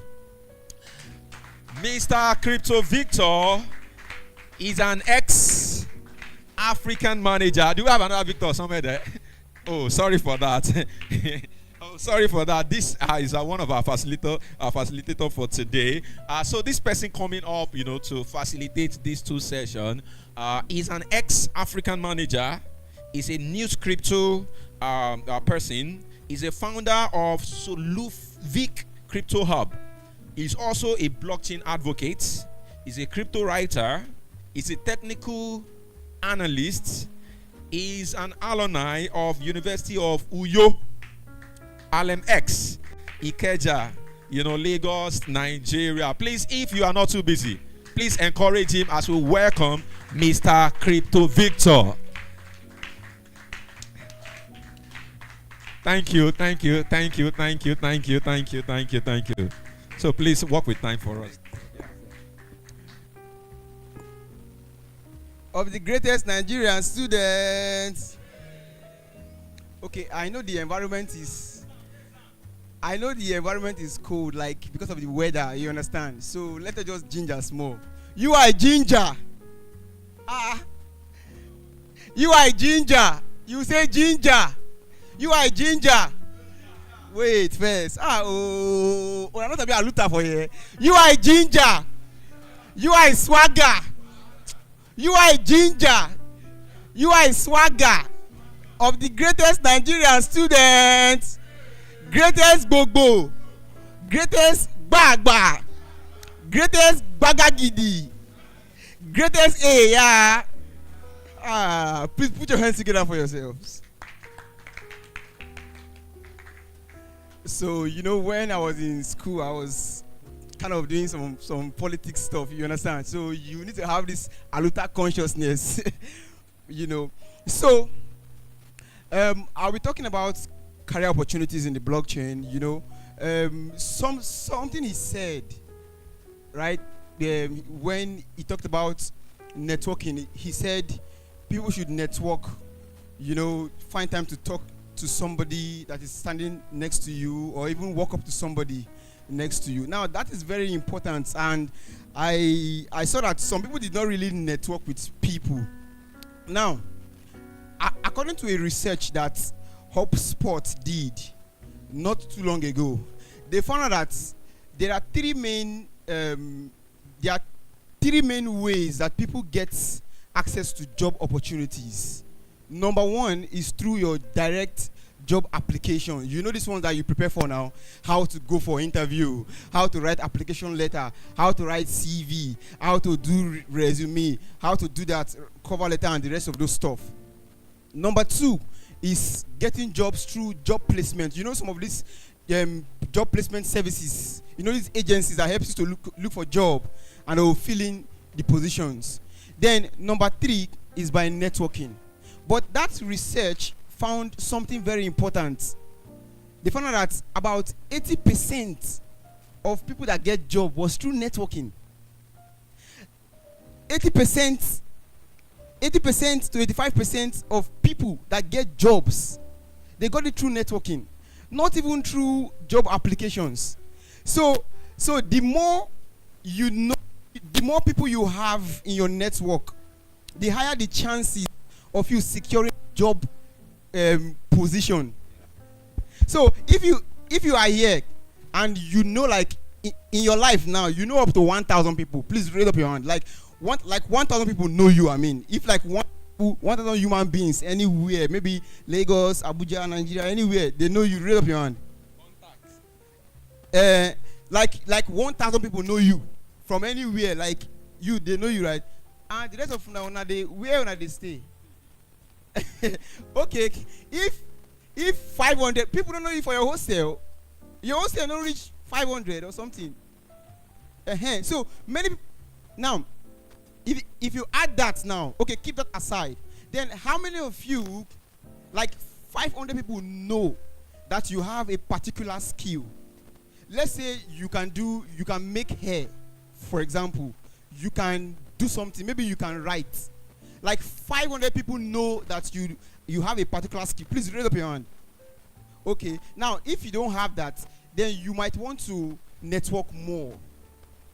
You understand? You might want to network more.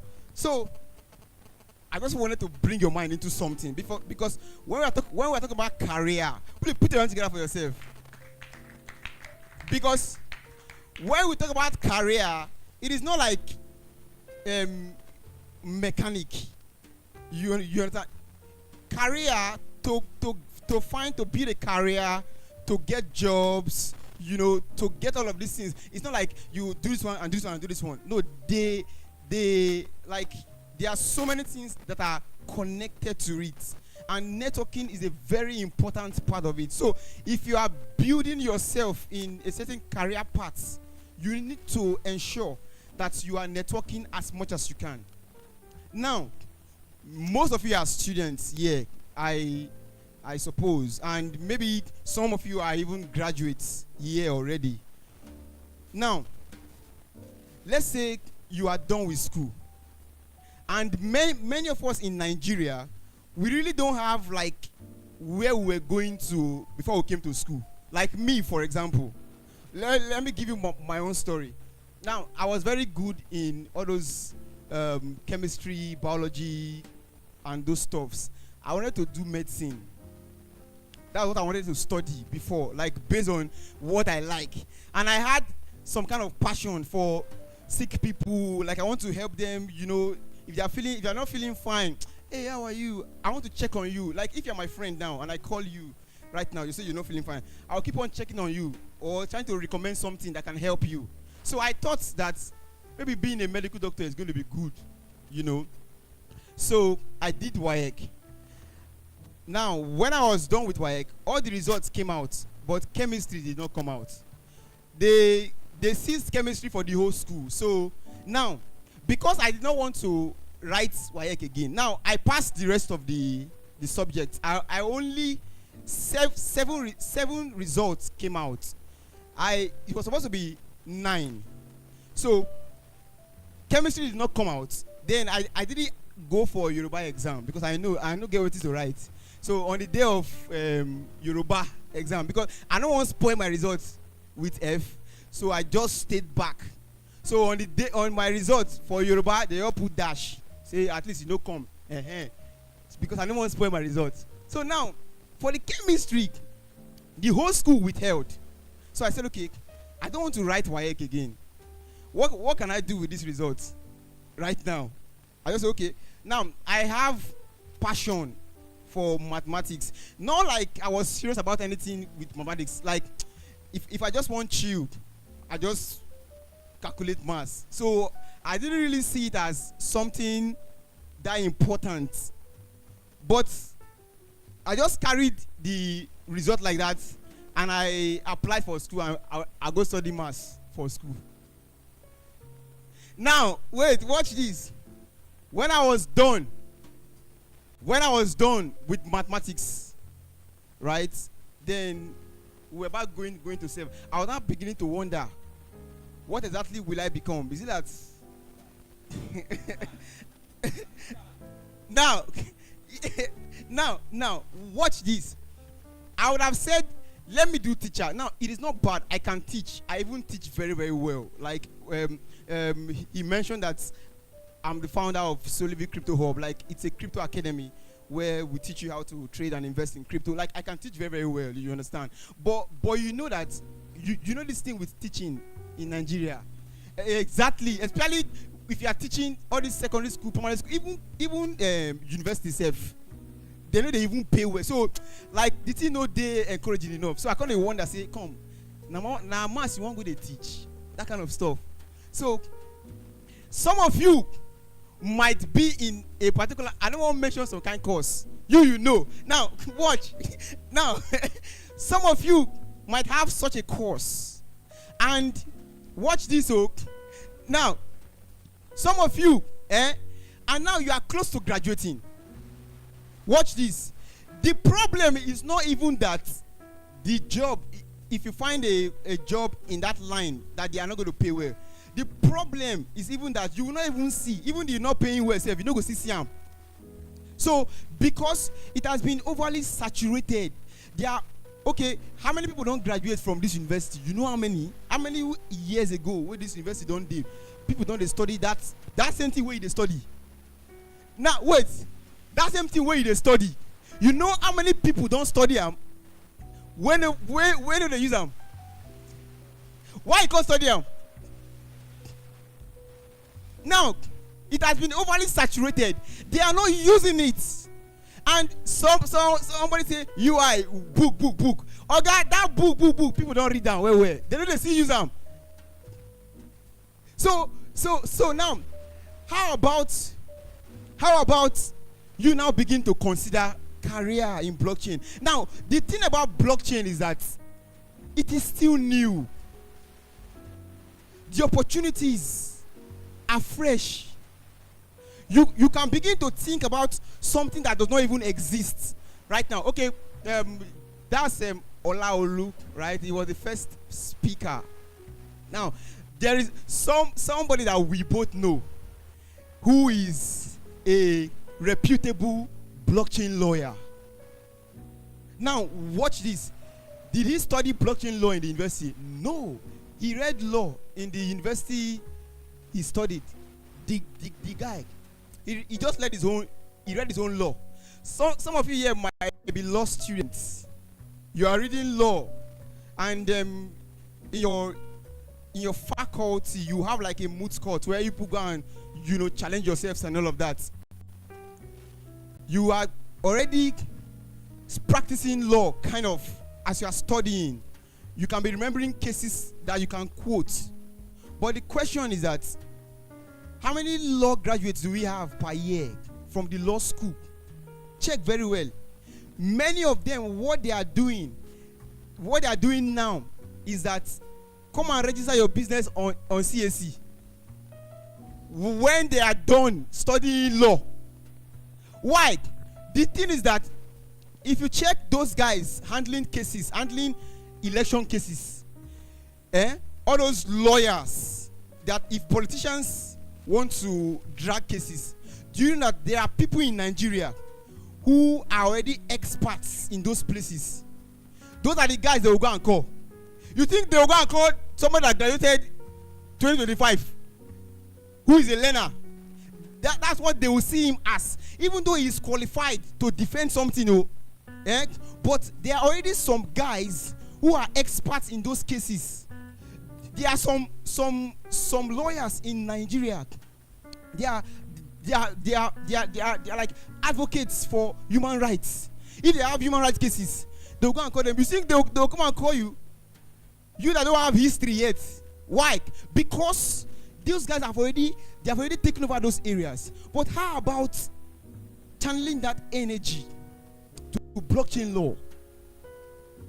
There are many fintech and blockchain companies that are springing up. Am I giving you guys an idea? I'm talking about career opportunities in the blockchain. How about you are a software engineer? People are building markets, crypto market analysis. If you want to know when is Bitcoin going to go up, you can ask me. I can just give you an idea. You can read some of my articles and all of that. You understand? Normally, writers are plenty. People can write, but there are not many people who understand the market that can now begin to write about the market. You see, so they need people like that. Lucrative salaries, yes, lucrative salaries. If you are lucrative salaries. If you are a developer in the normal, in the traditional space, somebody will tell you, come and build a website for me. He might even tell you to pay 50K. I mean, he might want to charge you 50K. But if you want to build a solution in the blockchain space, they'll give you some good amount of money. I remember one particular job I did sometime I think it was last 2 years or so. Just a simple job. They were paying me $1,500. A simple job, remote job. I'm not going to any office. I'm just using my phone to just do some simple tasks. But if na Nigeria, you go work, tire, work, do night shift. they go pay you 150K. Understand? So they give you lucrative salaries, job stability, and chance to shape your future. As the industry is going, things can keep on getting better for you. So there is continuous learning and pioneering in groundbreaking developments. So like once there is a major shift, you can even know how to adjust, because this is a tech space and it is fast paced space. Please move to the next slide, sir. Thank you. Now, from cryptocurrencies to industry-wide transformation. The first time we started hearing about blockchain, it came in through cryptocurrencies. Cryptocurrencies powers, through the where we say crypto, we are talking about the financial aspects of the blockchain, because the blockchain is wide. So I believe we have an idea of what the blockchain entails by now, right? So crypto is more like the money aspect of it. You get the point, right? Mm-hmm. So give me an example of a crypto that you like. Give me an example of any cryptocurrency. Bitcoin. Now, Bitcoin as a crypto, when it came out, people were shouting Bitcoin. But later on, they now started learning that there is the technology that powers crypto. So, popularized by cryptocurrencies like Bitcoin, it became a transformative force across various industries. So now we are now thinking of applying that blockchain technology idea into other areas. Ideas like decentralization, ideas like trust, ideas like security. We now begin to say, okay, let us push it to other areas.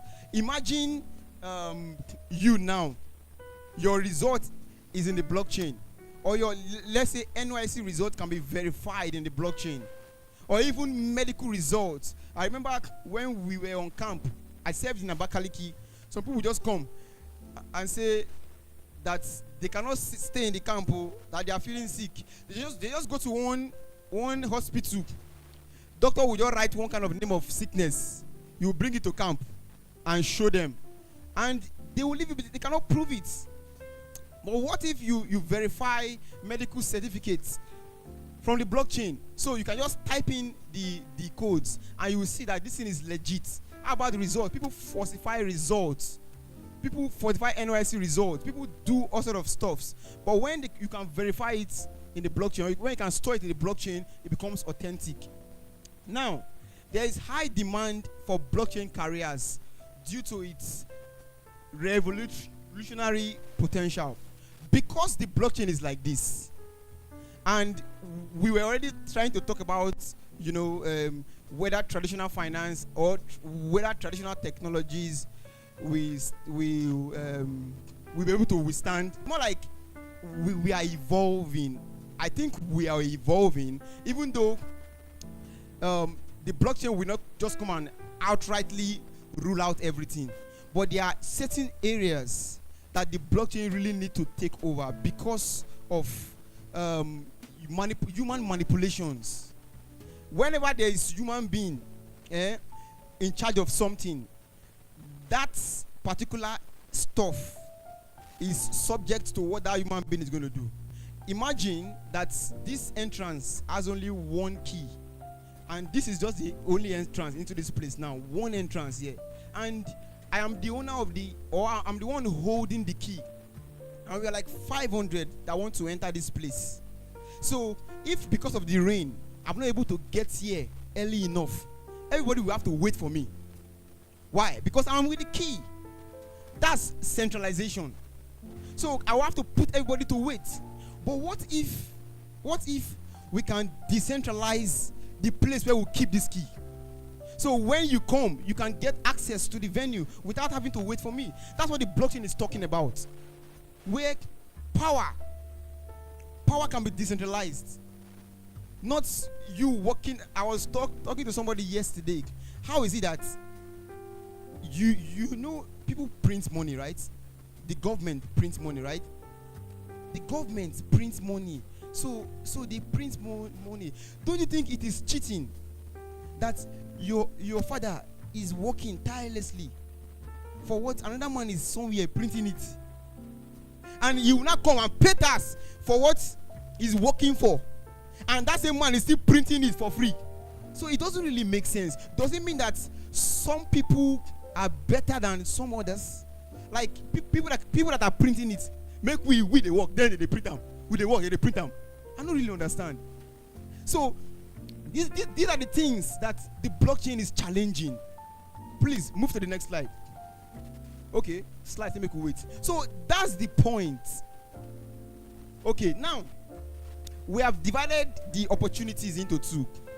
We have said the technical roles and the non-technical roles, like the areas where, you know, the technical roles in the blockchain are areas where we can say you need coding to be in those areas. I've had many opportunities, like being a community manager, being a writer, being a social media manager in the space, be a token manager, being a product manager. I've had many opportunities in the space like that. These roles I've just mentioned are non-technical roles. So you don't have to be a programmer, because some people, when they hear opportunities in blockchain technology, then they start thinking, I don't sabi Python. No, you don't need to, like, you don't have to be a programmer. There are other non-technical areas. Like the ladies now, they like areas where they don't go code most of the time. Girls do they like code, because normally they only like maths in the first place. So how about areas like projects or product management? You understand? How about those areas where you can be like talent hunters? You are hunting for talent for blockchain companies, like an HR person in the space.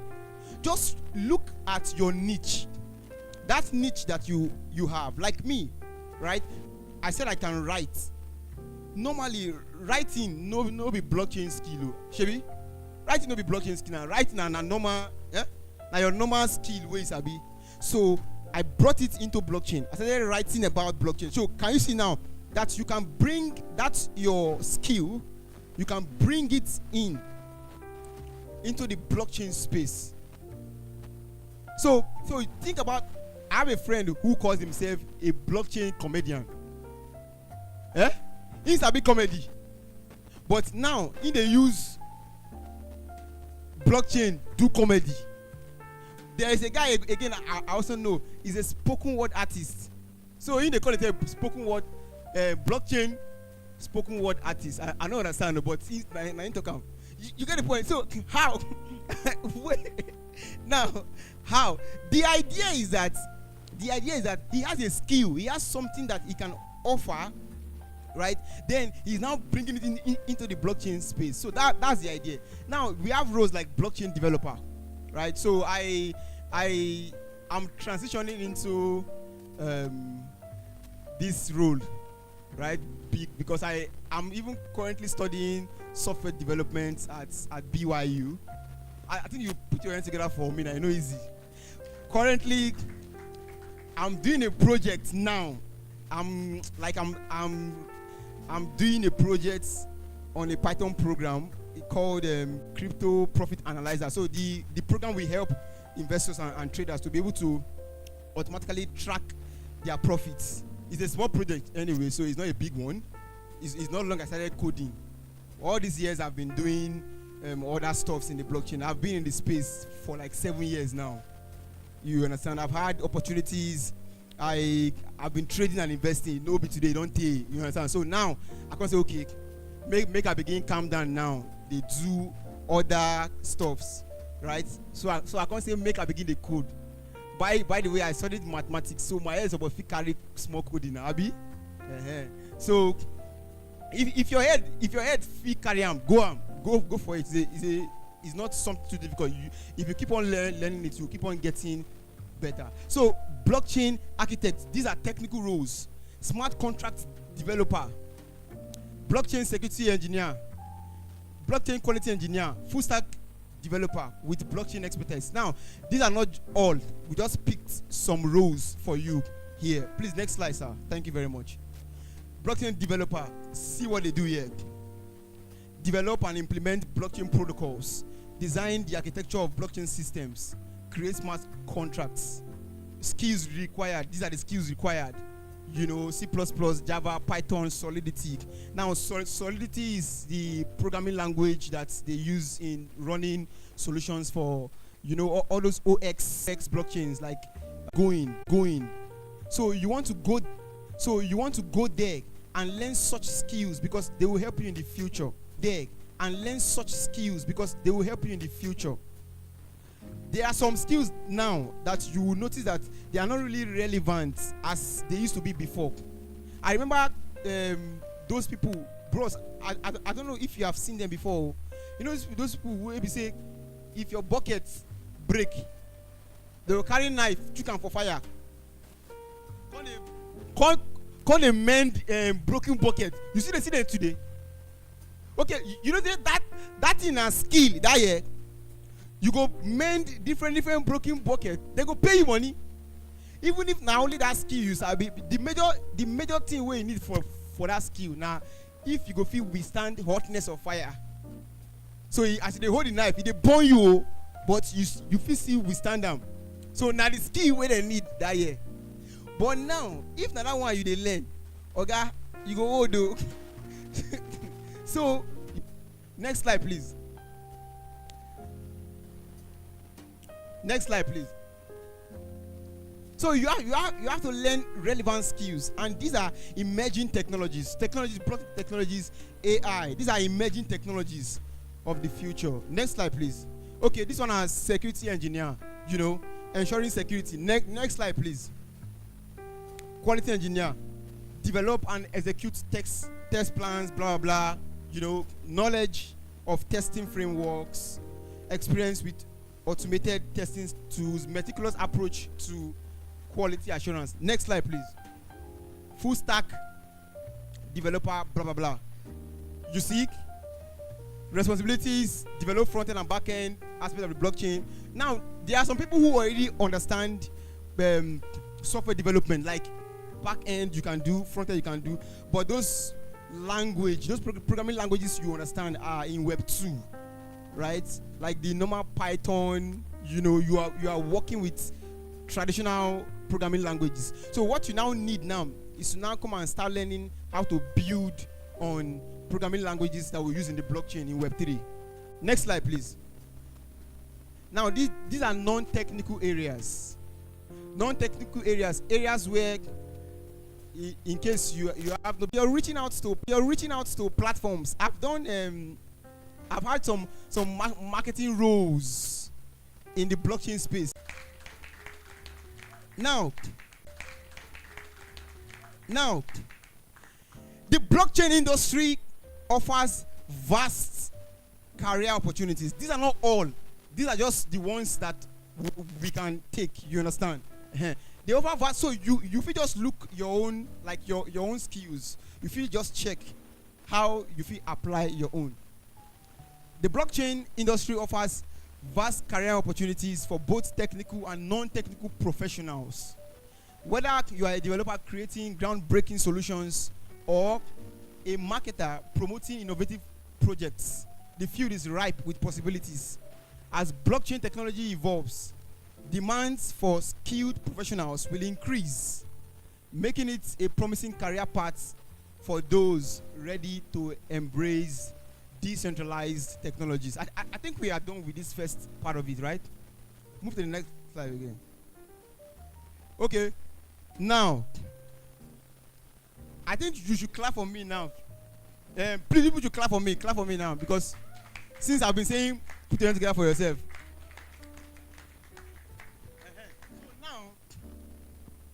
Okay, now I just say this thing.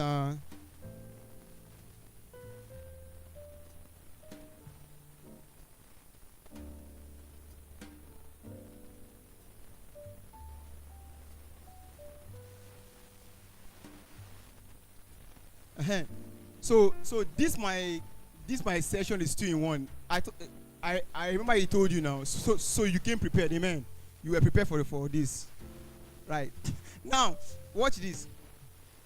Imagine now that you are done with school. Please How many of you are in your like in your final year, or maybe close? Okay, you, two of you. I don't believe it's just these people, but many people are there, but they ain't like raise up their hand. Na normal school level, you understand? Some people go to say maybe person won't ask them one hard question, so they ain't like they ain't like raise hand. No wahala. Me, I know say many people. My spirit they tell me say many people dey way before here. Now, imagine say you don't finish school now, and as you finish school now, you are building a very massive platform. You want to help farmers to be able to use a particular solution. So, but then you now encounter a problem. That problem now is that the network is slow. Now, to use that your platform that you built, let's say you built an app. So network is slow, things are not running fast, and to use the platform, you are spending so much money. How many of you have used Luno app here before? I forgot call Luno. Please, how many of you have used a platform that? Please, if you are recording this part, just cut that place where I call Luno. Now, now, how many of you have used a platform that to use to transact is just expensive? You want to send something, but you call the thing say this kind. Then sometimes you go even abandon the transaction yourself because you know what I'm. Exactly. So any small thing they don't come off 15 naira. Sometimes not be even you they transact self. Now money will then send you. You never enter your account yet. Immediately they enter. Maybe they send 10,000 naira. Immediately the money just they enter like this, 9,950 naira. And imagine that you have like a budget for that money before, and you don't get money before for the account. You know, can't complete. So that is where VenuChain comes in. VenuChain, no. Before you come here, VenuChain comes in as, please read this. The world's what?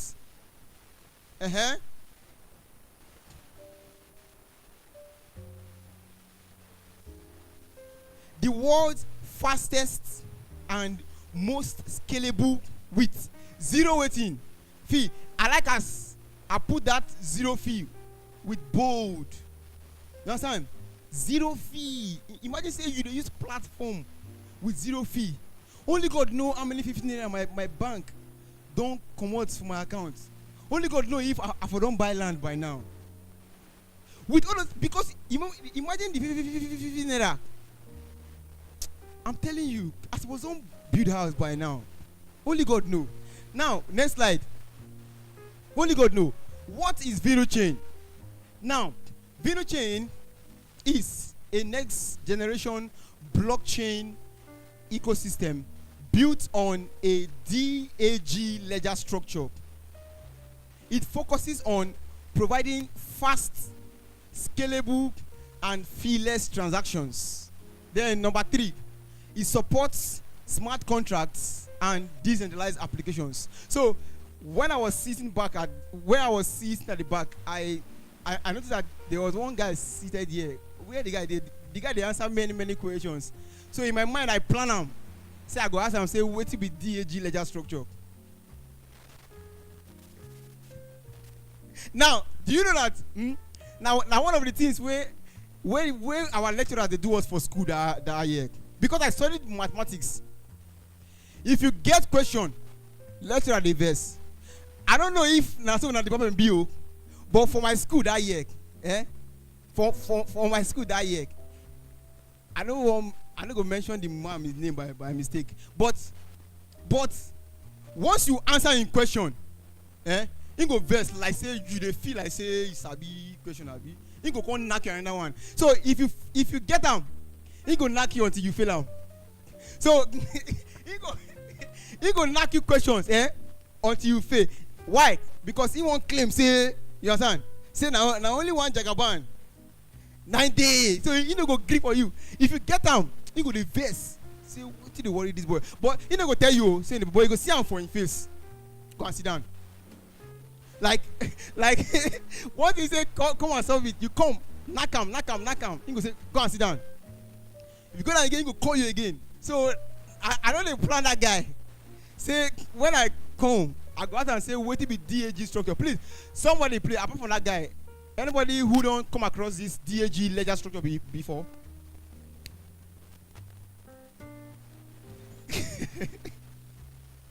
Now, if you get them, I go look for another thing, knock you. Okay, next slide. Now, these are the features of this our Vinu chain with DAG ledger structure. Number one, no transaction fees. For now. Now, number two, 1 second transaction times for a seamless user experience. Number three, high scalability. That means near infinite scalability to handle large volume of transactions at the same time. Then it supports Ethereum virtual machines for smart contracts. Anywhere you see that EVM, just also take anywhere you hear EVM. We are talking about all those OX blockchains, EVM compatible chains, all those Ethereum OX chains. Next slide, please. Now, let us compare Vinu chain with some other network, some other blockchain network and their features. If you look here very well, I don't know, please can you zoom it? Is it possible? No.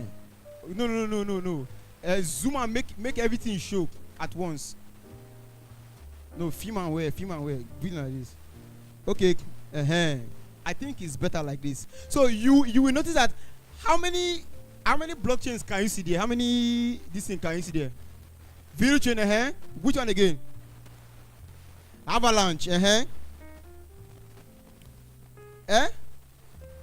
Ethereum. Now, the first one there is Vinu chain. Now, look at the consensus mechanism of Vinu chain. Vinu chain is using which consensus mechanism? That means which mechanism they use, they operate. Now, proof of waiting of stake, POS. No be that one where they collect 100 naira after you do 5,000 naira transaction. No. So this one is proof of stake. Is also used by Ethereum too. Even Avalanche is using proof of stake. Now look at the fees. Check the fees. How much do people stakers and non-stakers? How much do they collect? How much do they pay for transactions? The stakers do how many? How much? 0 fees. The non-stakers is almost 0 too. That's almost 0 as well. The Avalanche, how much do they use? That's like less than $1. Then for Ethereum, now mind you, these fees, they are not like stable fees. Sometimes due to some other network issues, the fees can be higher or lower than this. So at the time of writing, I sent this. I put in this ones. This was the fee that they were charging. Now, I remember sometime in 2021 or so, 2021 or in 2018, 2019, I was using the Ethereum blockchain very, very well. Like, sending Ethereum. I even remember in 2020 where Uniswap came out for the first time. So we're using Uniswap to swap Ethereum from something to something. Staking Ethereum, staking Uniswap on Uniswap DEX. Now, but later on in 2021, the fees started getting expensive. I don't know if if any of you noticed it, the fees started getting very expensive in the Ethereum blockchain. That was how I abandoned Ethereum network. Oh. Made they no use fee keep person. Imagine you want to send, let's say you want to send like $20 and they are charging you $17. You want to send it. So the fees was not really encouraging, especially for poor people. I want to use blockchain. So that's why I leave Ethereum. I left Ethereum for rich people. And since then, but now, if you try interacting, it is not as bad as it used to be. But look at how they run their transactions in terms of the speed. For the finality time, VenuChain is using how many seconds? 1. Look at TPS. Check how many transactions per second that VenuChain can carry. How many be that? 5,000. See, Avalanche is fast too, but not as fast as Venu, because this is 4,000. Then check Ethereum. Check how slow Ethereum is compared to VenuChain. How many be Ethereum? 25 transactions per second. Even though we know Ethereum is big, but then it is big but slow. Okay, next slide please. Okay, now these are ways you can apply VenuChain, right? Applications of VenuChain. You can have decentralized platforms. In case you are a smart contract developer, you can build on a blockchain. You can actually build platforms on VenuChain, DEX platforms on VenuChain, supporting zero fees. Number 2, you can build gaming platforms on VenuChain, enabling microtransactions without fees. Imagine gaming platforms. But then there's something I wanted to say about blockchain, like gaming platforms. I've noticed that many gaming platforms in the blockchain are usually very complex. I don't know how many of you have been playing blockchain games, but in Web 2 games, the games on your phone, you will notice how easy many of them are to navigate. So please, if you are building games in the blockchain, just try and make them easy for people to play, so an old man can see it and just play. But most of the games are usually very, very complex. Okay, next slide please. Okay, no. Before the next slide. Now, payments. You can build programs for payments using VenuChain. Next slide please. Now, there are some developer benefits, right? There are some developer benefits when you're using VenuChain. You know, I was talking about career opportunities in the blockchain at first. How that some spaces or some industries have already been overly tapped, overly saturated. But in the blockchain space, there are many opportunities. In fact, they are even trying to encourage you. Imagine that we came all the way from where we came from, and we are telling you about VenuChain and blockchain and crypto. How many times have you heard people coming from anywhere now trying to tell you that law is good, study law? Eh? Do they need you? Do they need you in the law industry? You think they need you in the law industry? Because it has been overly saturated. So you even have to pay to enter class to study law. But this one, you sit down on your own. Now we call you, come, organize events. We are now telling you about blockchain, about VenuChain. Why? What is that telling you about? See, do you know that some years, there will be years to come, people will be paying to hear this thing. Are you guys aware? Eh? Hey. Oh, no. That's what is going to happen. By the time the thing goes on the day hot, so people will come and rush, they come. So the organizers go come say, oh boy, like people dey wey need this thing, oh, they go begin to charge you now. But now because it is still new, so they are encouraging you. Now one of the ways now is that they are giving developers grants. As a developer in the traditional space, like when I say traditional, I mean you are still developing and you are not yet developing in the blockchain space, right? So if you are developing, who go tell you say, who go come give you grants, say maybe they build app, who will give you grants? But for here in the blockchain space, there are so many grants. There is grants for financial support for building on VenuChain. Why? Because they're trying to encourage more developers in the blockchain space, right? It supports Ethereum-based decentralized applications, right? And it is secure and tamper-proof. It's also smart. Please, have you snapped me since I started speaking? Snap me, please. Please, next slide, please. Next slide. Please snap me, please snap me. Before I finish, slap me, please. now, snap me, we'll be talking. They will not know. Question session, please. Question session. Please, ask your question, please. If you have questions from the have the question. career part, yes, yeah. We have some online questions too. So okay, people they watch me from online. You have gone far. Are you serious? Yes, sir. I never knew I've made it like this. Okay, let's take the first. Okay, let's. All right. Thank you so much, sir, for the enlightenment. So, my first question, you said something about feeless transaction on VenuChain. Yes. So, how does VenuChain? How do they make their money if the transaction on the chain is feeless? Okay.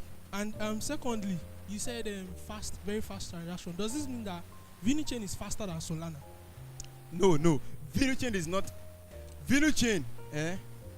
VenuChain. Now, if you say VenuChain is faster than Solana. Now, faster than Solana at some points, and Solana is faster than it at some point as well. It's just like even Ton. There was a time where Ton was faster than Solana. So that fast feature that it has is that it is fast. But there's sometimes that we can have some like network downtimes. But it's one of the fastest blockchain as of now.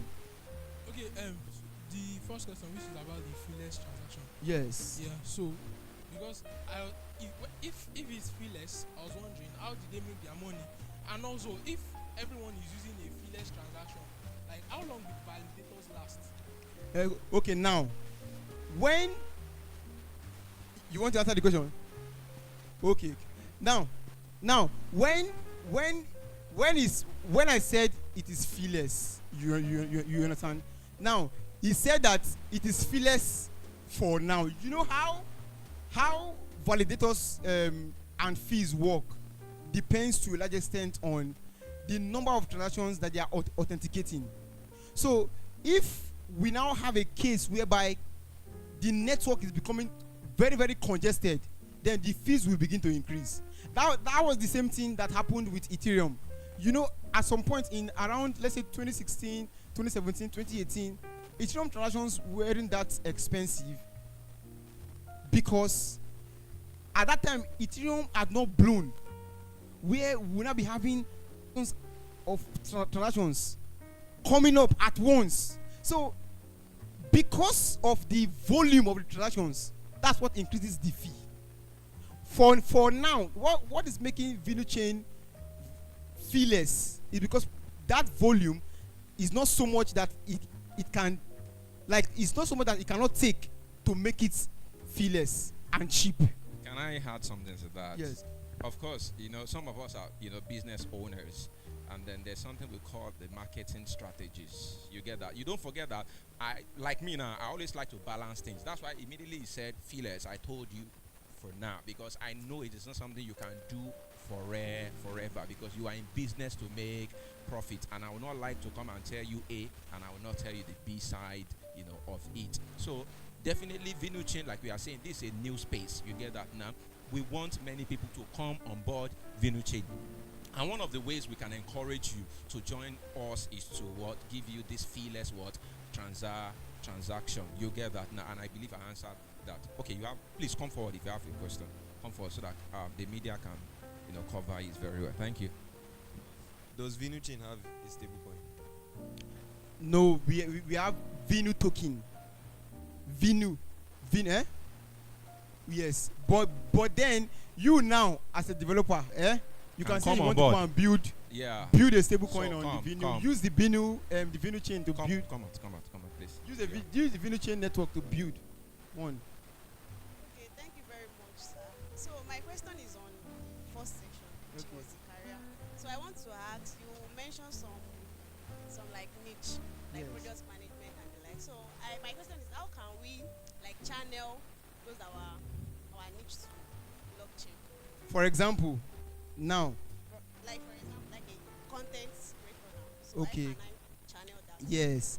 Remember when I started saying, remember how I started now, where I said you have to network. For example, tell me that you are a content good. Now I know that you are a content creator. What is your name? Zainab. Now I know that Zainab is a content creator.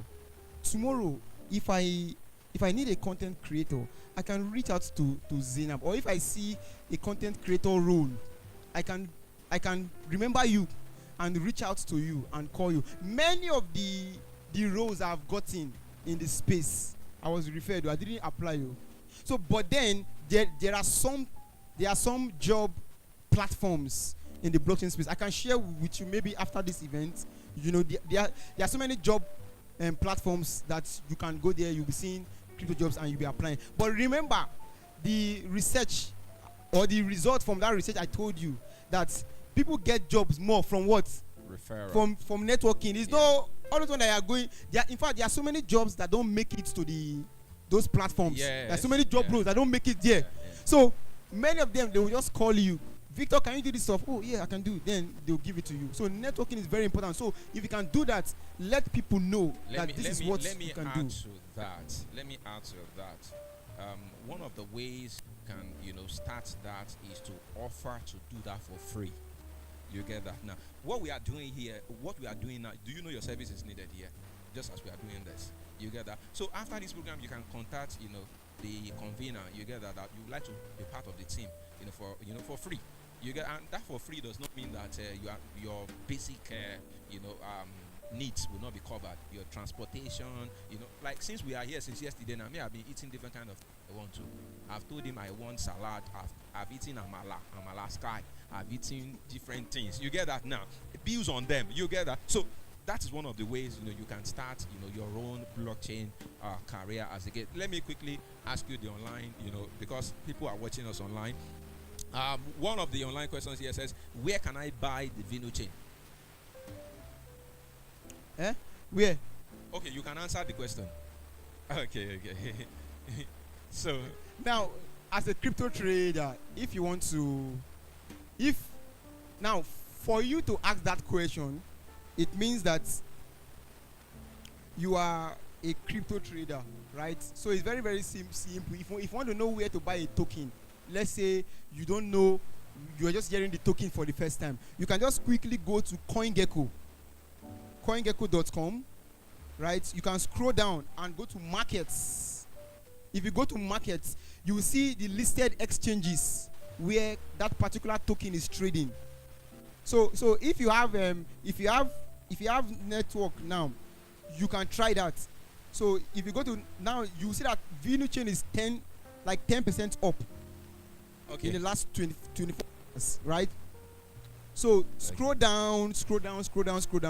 Scroll down. You will see that you can buy Vinu on places like Mexi Exchange. You will see that you can buy it on PancakeSwap. Yeah. You see that you can buy it on Bybit. Yes. Binance. You see that you can buy it on CoinX. Yeah. So anytime you have something like that. Okay. Just Because of our time, the next question online says that what will happen if blockchain crashes? Okay. For now, right? the that's that technology for now, that technology that can make blockchain to crash has not been born yet. They never born am yet. You understand? Yes. So for now, the technology that will crash blockchain has not been born yet. Okay, want to add salt to it? Yeah, so the way the blockchain works, as he said, was in a decentralized manner. So that means there are multiple people on that network with instances of the blockchain. So it's actually possible for the chain to crash. But that does not mean that, that does not mean that everything just goes silent. Because there was a time in China that miners, because those are people that allowed like the blockchain to come alive. There was time in China that the miners were like, they stopped mining Bitcoin. So for a while, Bitcoin like had sort of like a crash or something, like a downtime. But that does not mean that everybody's funds just disappears, because there are many other laptops on that network that still have a copy of the whole blockchain. So by the time miners come back online, they just get the latest updates and the blockchain functions as usual. For you on that, you mentioned is it Bitcoin or Binance? You mentioned Bitcoin. You mentioned Bitcoin.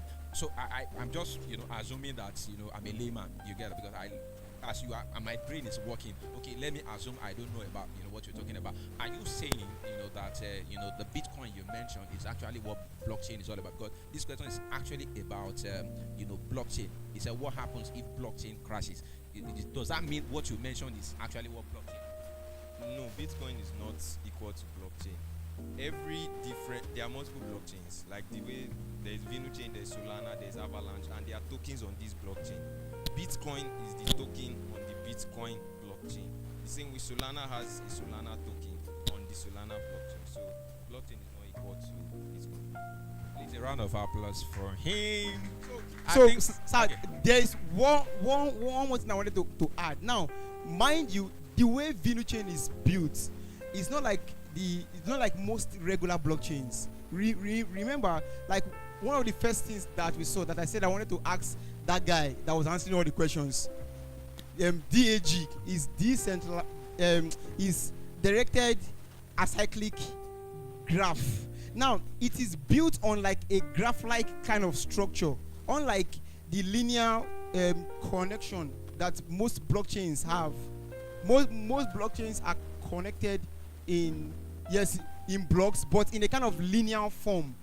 But for VenuChain, it is in a graphical form. So there's a little bit of difference between how VenuChain operates, and that is one of the reasons why VenuChain is very scalable, because it is built on that kind of structure, the DAG ledger structure. Yeah, thank you. Ladies and gentlemen, Crypto Victor has just spoken to you. Please encourage him. Give him a round of applause. Thank you. Thank you. Thank you. Thank you. Thank you.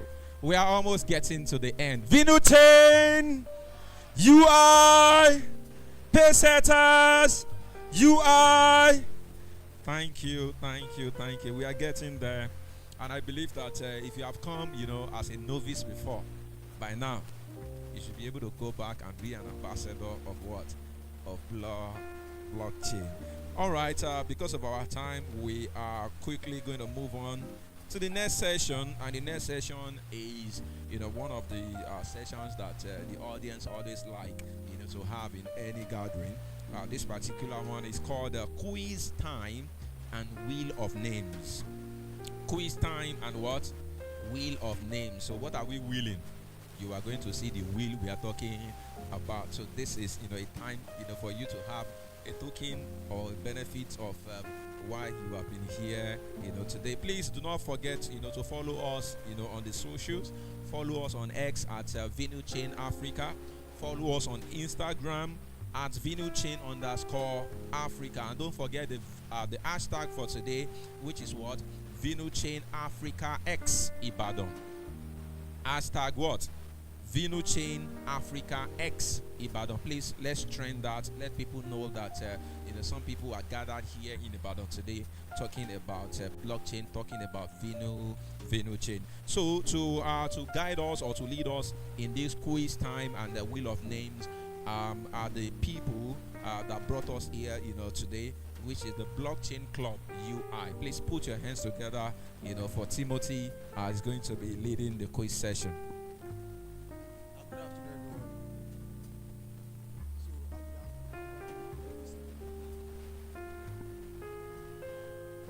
I'll be anchoring the quiz now. Chi. Oh. Chi. I'll be anchoring the quiz session. So it's about we are going to put it to the test. So I would like us to join this. Go to open our phone and go to quiz. And then once we get there, we say so we enter this quiz. So then join. Let's do that quickly. Let's see some simple questions. Yeah. Let's do that quickly.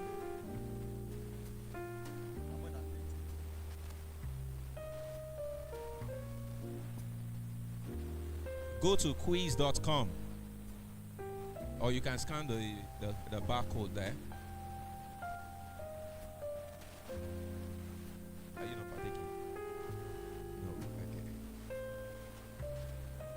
He said it's going to be you're going to have pin code to enter. So put the code in. Please use the mic, Timothy. Let them hear you. People are yet to join. The quiz are not started yet. I think I'm more than 13 years now. Yeah. So let's have more people, connect.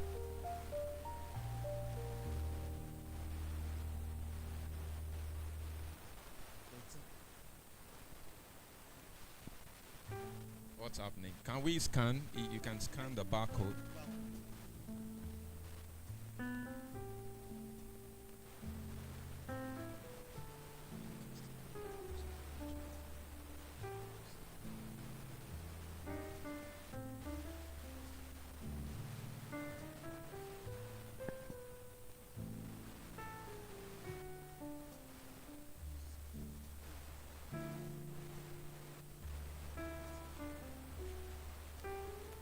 Please, sorry.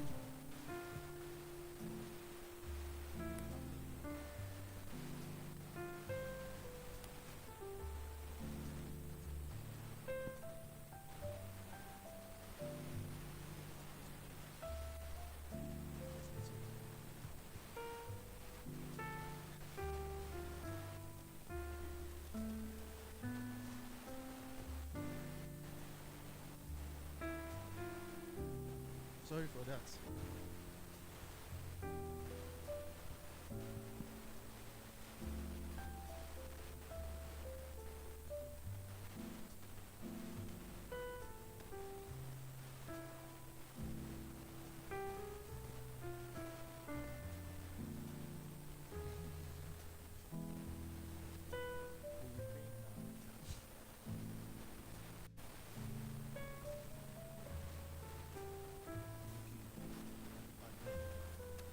Sorry for that. Apparently, please sit down.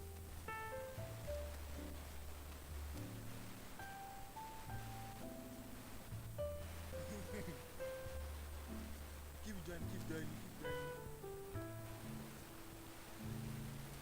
We are waiting for you. Keep joining.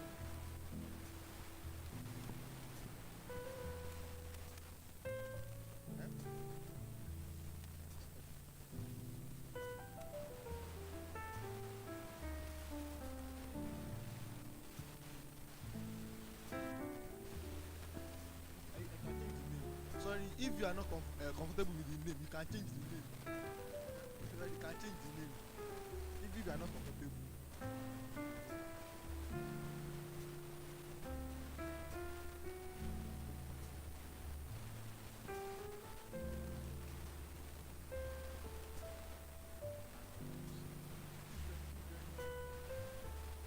Once we reach 20, we'll start the game. Sorry, you can change the name if you are not comfortable with the names.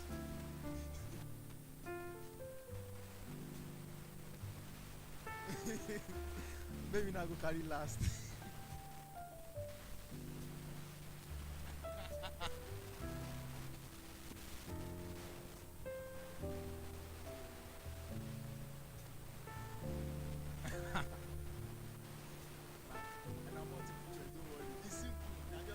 questions about what we learned. Very simple. Can we start now? Okay, we are waiting. Please, who is having any issue connecting?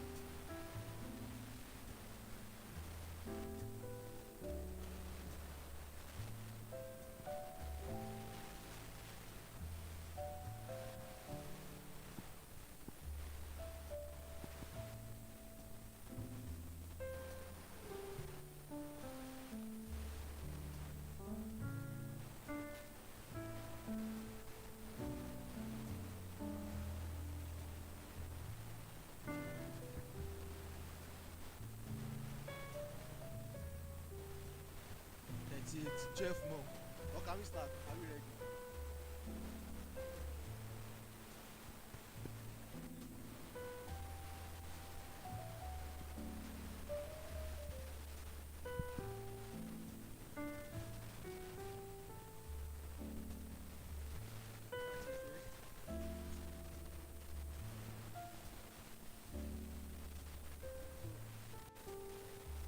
Are we good to go?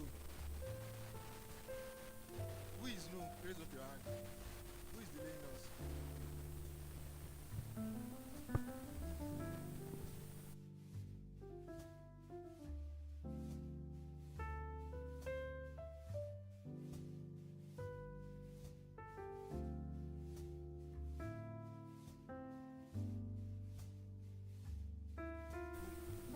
Disconnect. Why now? Think Jesus know me.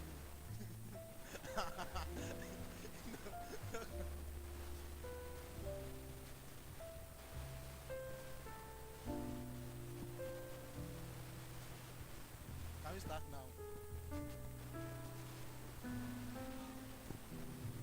Who is out? You have 10 seconds.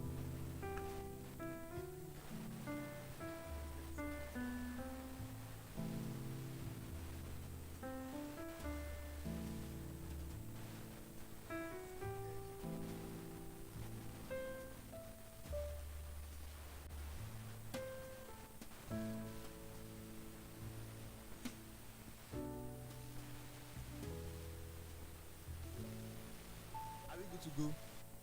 Are we good to go? The game starts. 3 shot. 1.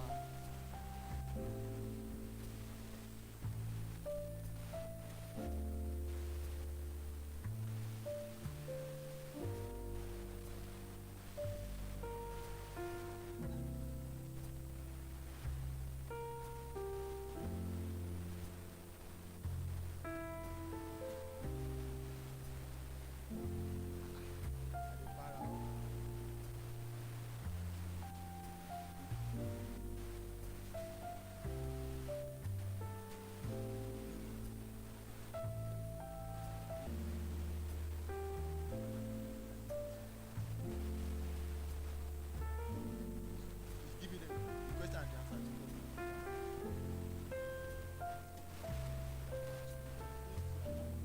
Jesus day. Where be now?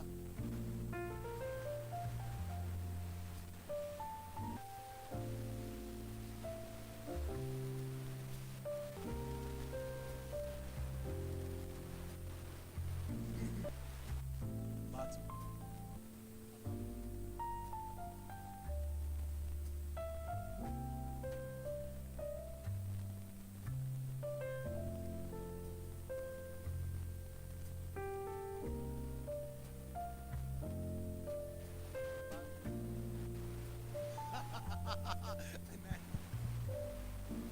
Those still dey.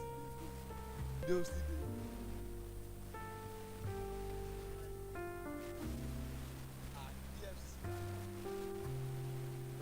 Batman.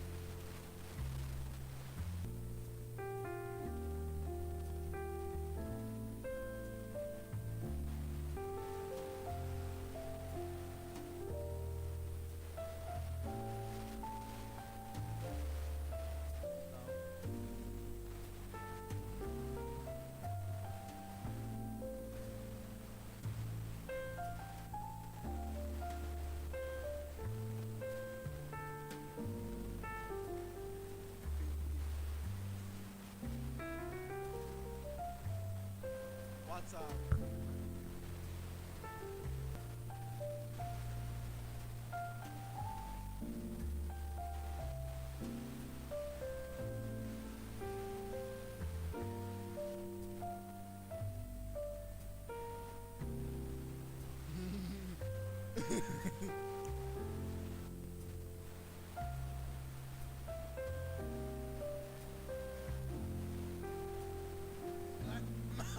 Mine.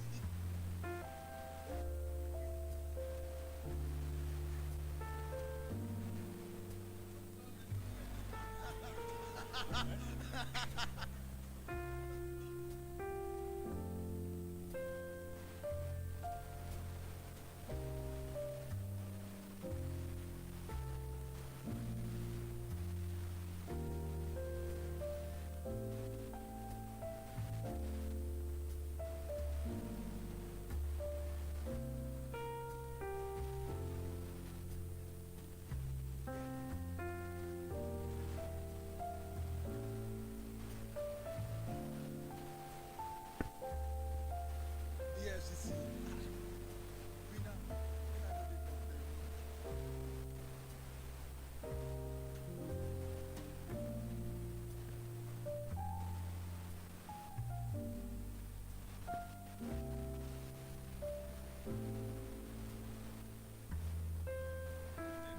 It's your network, sorry. It's your network. Hope you are not using it.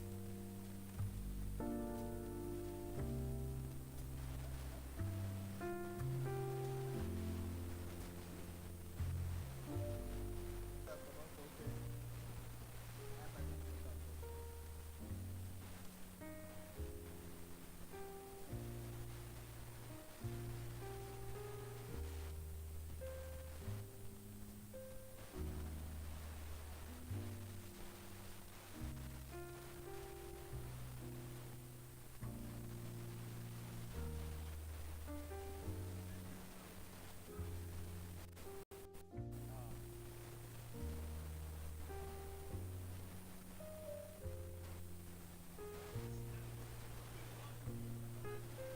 How is not harding?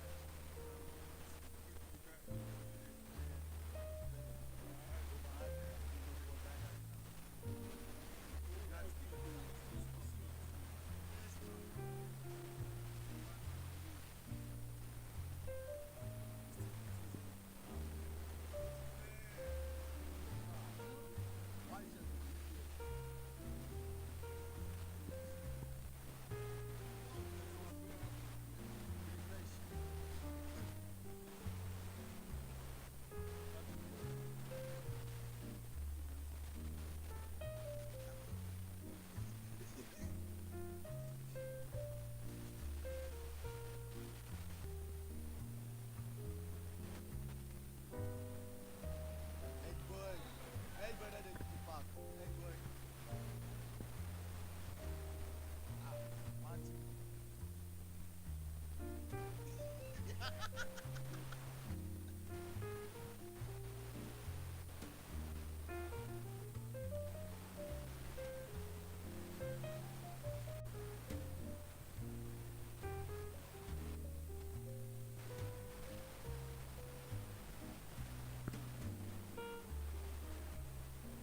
Calm down. When we finish, it's not harding.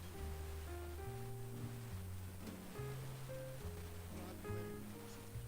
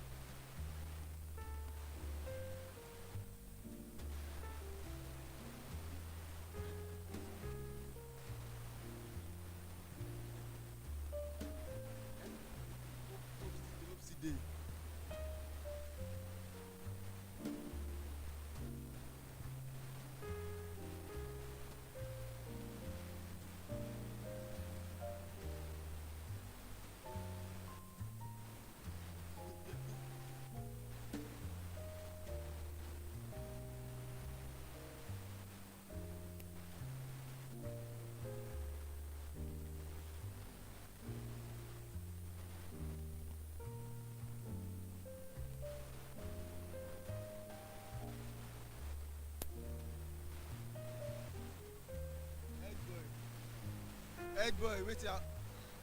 Head boy. Head boy.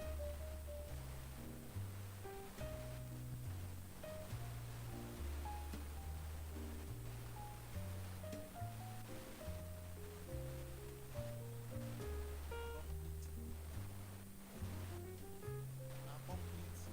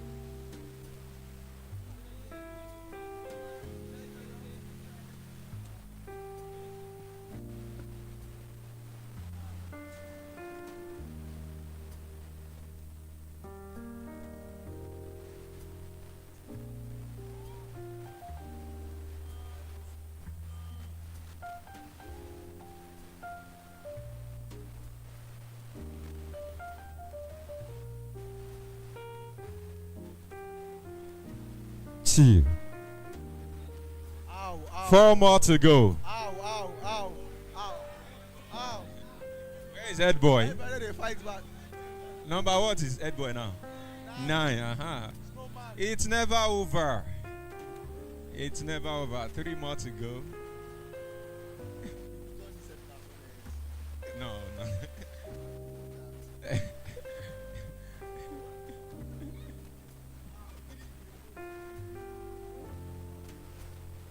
Some people, power of guessing now. Power of guessing, and perhaps.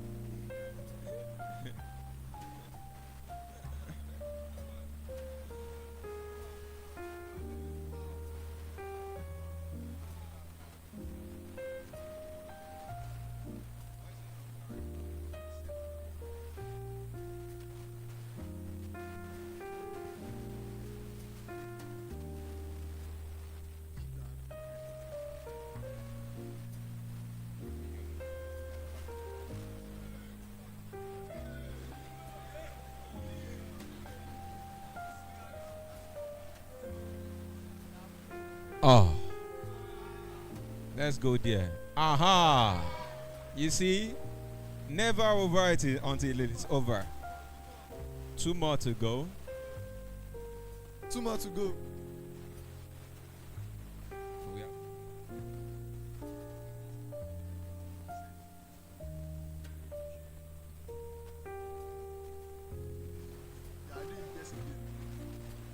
One more, one more, one more, one more, one more, one more. One more. One more. Ah, let me see. Final question.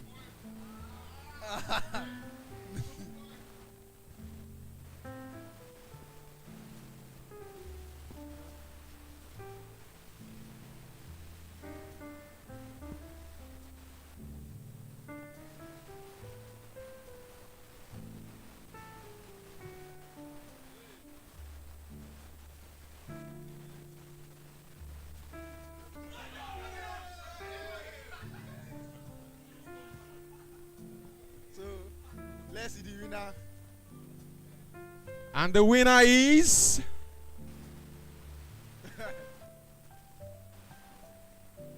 Snowman.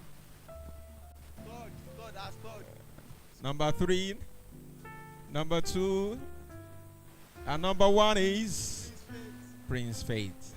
Please. Please, kindly identify yourself. For number 3.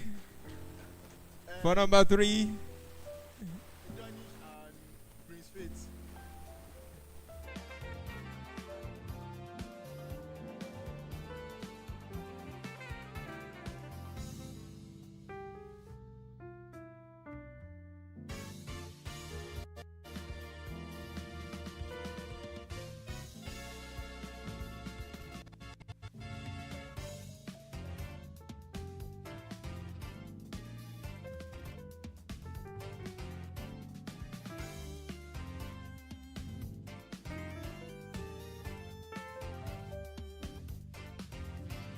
Let's have number 2.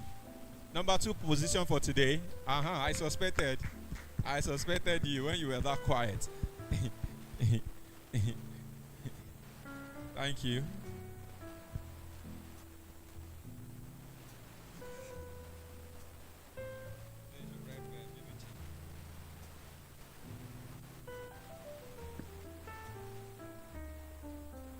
And for the winner, the champion for today. So, nice one. And at the point it was giving up, I think it's never over. So keep it up, keep it up. Please put your hands together for everybody. Everybody is a winner. Imagine we can have Nigerian election like this. What do you think will happen? At that time, Tinubu would have died. That last. Who be winner? Who be head boy? So Head please, boy. I think we need to recognize the head boy. Who is the head boy? Oh, these guys, and I was expecting them, to be among the winner. Well done, well done. These guys, I think they were working together. Nice one. Please put your hands together again for yourselves. We are almost there. We are almost there. And I think some of those questions are going to, help me to pass my own session, to you people, very, very well. Um, right now, we are quickly going to move into my own session. Okay. Okay. Yeah. Sorry. Okay. Sorry. Let's quickly have the other parts of the which is the wheel of names. So let's quickly have the wheel of names. So you can still be a winner here. Yeah. Good afternoon, everyone. Good afternoon, everyone. First of all and foremost, on behalf of Vinu Chain, I want to say a big thank you to each and every one of you that decided to be here today.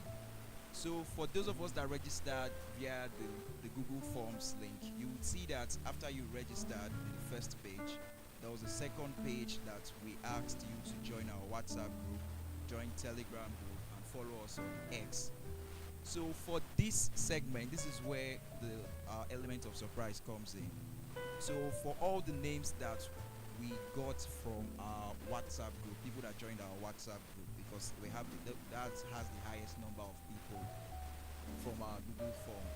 So we've closed. So we have closed. So we picked up all the WhatsApp names and numbers on our Google Forms. We entered it into this website. It's called Wheel of Names. So by randomness, by probability, everybody stands a chance of being a winner here. So the catch is this: the winner has to be in the hall physically. So if we spin this wheel and it lands on a number, we call out that number, we call out that name, and it's not your WhatsApp name, it's not your WhatsApp number. So we'll spin the wheel again. So we have $10 to give out as USDT in two places. So we have $20. So there will be two winners to get $10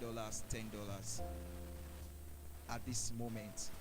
So I'm saying this so that we will all understand the segments that we are in now. So Timothy is going to click on the button there on his laptop. This would spin, then it would land. Like I have said, if it lands on a number or a name, that person has to be physically present here in the hall. Do we have anyone that's gone to the toilets that we should wait for, or we should proceed? Proceed. Timothy, please spin. Spin.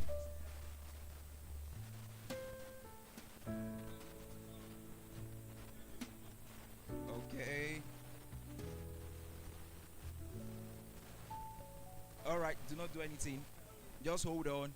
Who is 07015616761?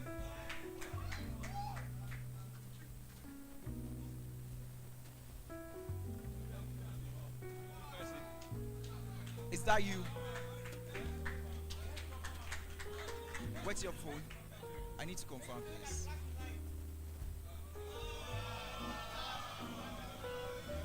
That's your WhatsApp number. Send me a message. Just send me a message. Go on the official group. Look for Senapon. That's my name. Just say hello. You are the first winner. Senapon. Senapon. Yes. Senapon. Yes. So wait, hold on. Have you written this down?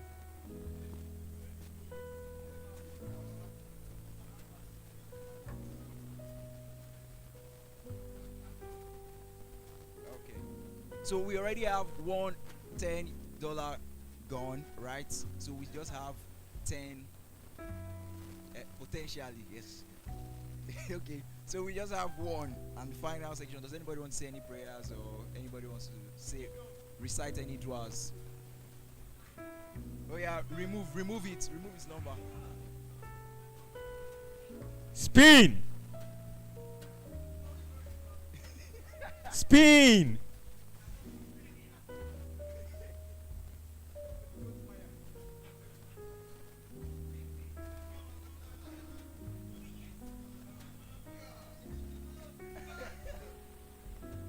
Do we have this person in the house? Calm down. Calm down. Wait. Do we have this person in the house? Wait. Calm down now. Do we have this person in the house? Going, gone. Please remove. Spin. Spin.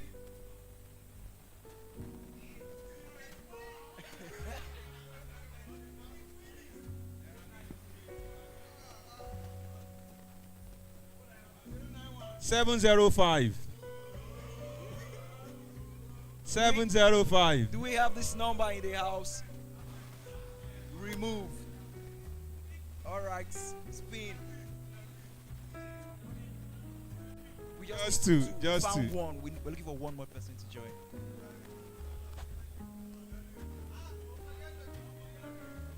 Two 292.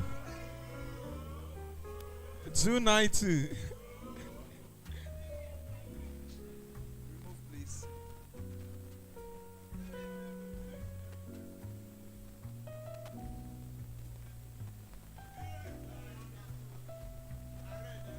Do we have this person?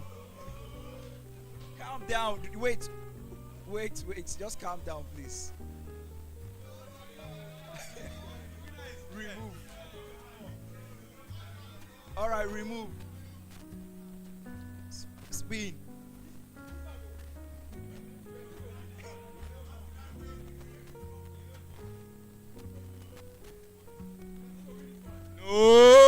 No. That's your number. No. Is that your Now number? you? Oh yeah. Confirm. Okay, Confirm. Send the message to me. Please help me snap it. Yeah. Help me snap it. 1908 0849.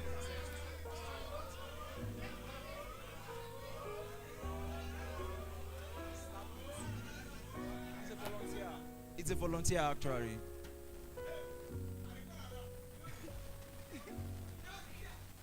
Now me you dey call.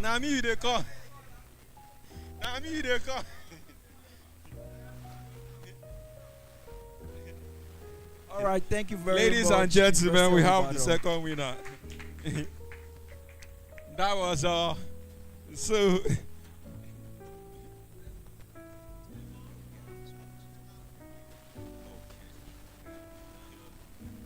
So, ladies and gentlemen, thank you for your time. We are almost getting to the end of it all. This session we are now is going. It's called Grant Application Open. Controller, please. Let's go to the slides. So, of course, if you could not get the largest through the question, the quiz session, says what ask, and it shall be what, and it shall be given. And when you say there is an opening, that means there is what, an opportunity. And don't forget, it is who ask that we what, that we get. So it is who ask that we what, that we get. So let's move on to the next slide. Okay, please go back. We have talked about this, in the question, in the quiz. We have as much as what, $7 million worth of what, Vino chain grant that you can what, you can lay claims to if you can what, follow all the eligibility rules. Let's move on to the next one. We're looking at what, program overview. The aim of the program. So what is this grant opportunity all about? It is about supporting innovative projects in the blockchain space. So just as we have seen that there are so many grants to still be broken in the blockchain industry, and then VenuChain, these are necessary things for any proposal you are writing. Number two is project details. You need to make sure that you highlight the details of your project, the website or the white papers. Share your project URLs. So the link, that's what we're talking about when we say URL. Then add the summary. Sometimes some of these big people, they do not have time to be going through in the whole details. But when you have a good summary, it can attract them to read your proposal. Briefly describe your project in 300 words. You can use AI to guide you if you don't know, how to do that. And you can consult me. Yes, I help people to write projects. Problem statements, you also need to what? To write a problem statement. Detail the problem your project addresses. So what projects or what a problem are you bringing solution to? You need to state it in the application. Number 3 is what? Team info. If you are a team, the truth I must tell you that it's not easy for one person, to get these grants. It is not easy. Even most of the fintech companies that we have, they're about 2-3 guys coming together. So it's a teamwork. So don't think it's something and if you think you can do it alone, why not? Give it a try. So team info, team name. If you are a team, write your name, or if you are a company, put the name of your company, which is the entity, provide the name. Then team members, list key members, roles and their experiences, who they are. What particular role are they taking, on that project that you want to embark on? And what are the experiences, their track records. Then contact email of each person. Provide a contact email. It's very, very important. Then LinkedIn.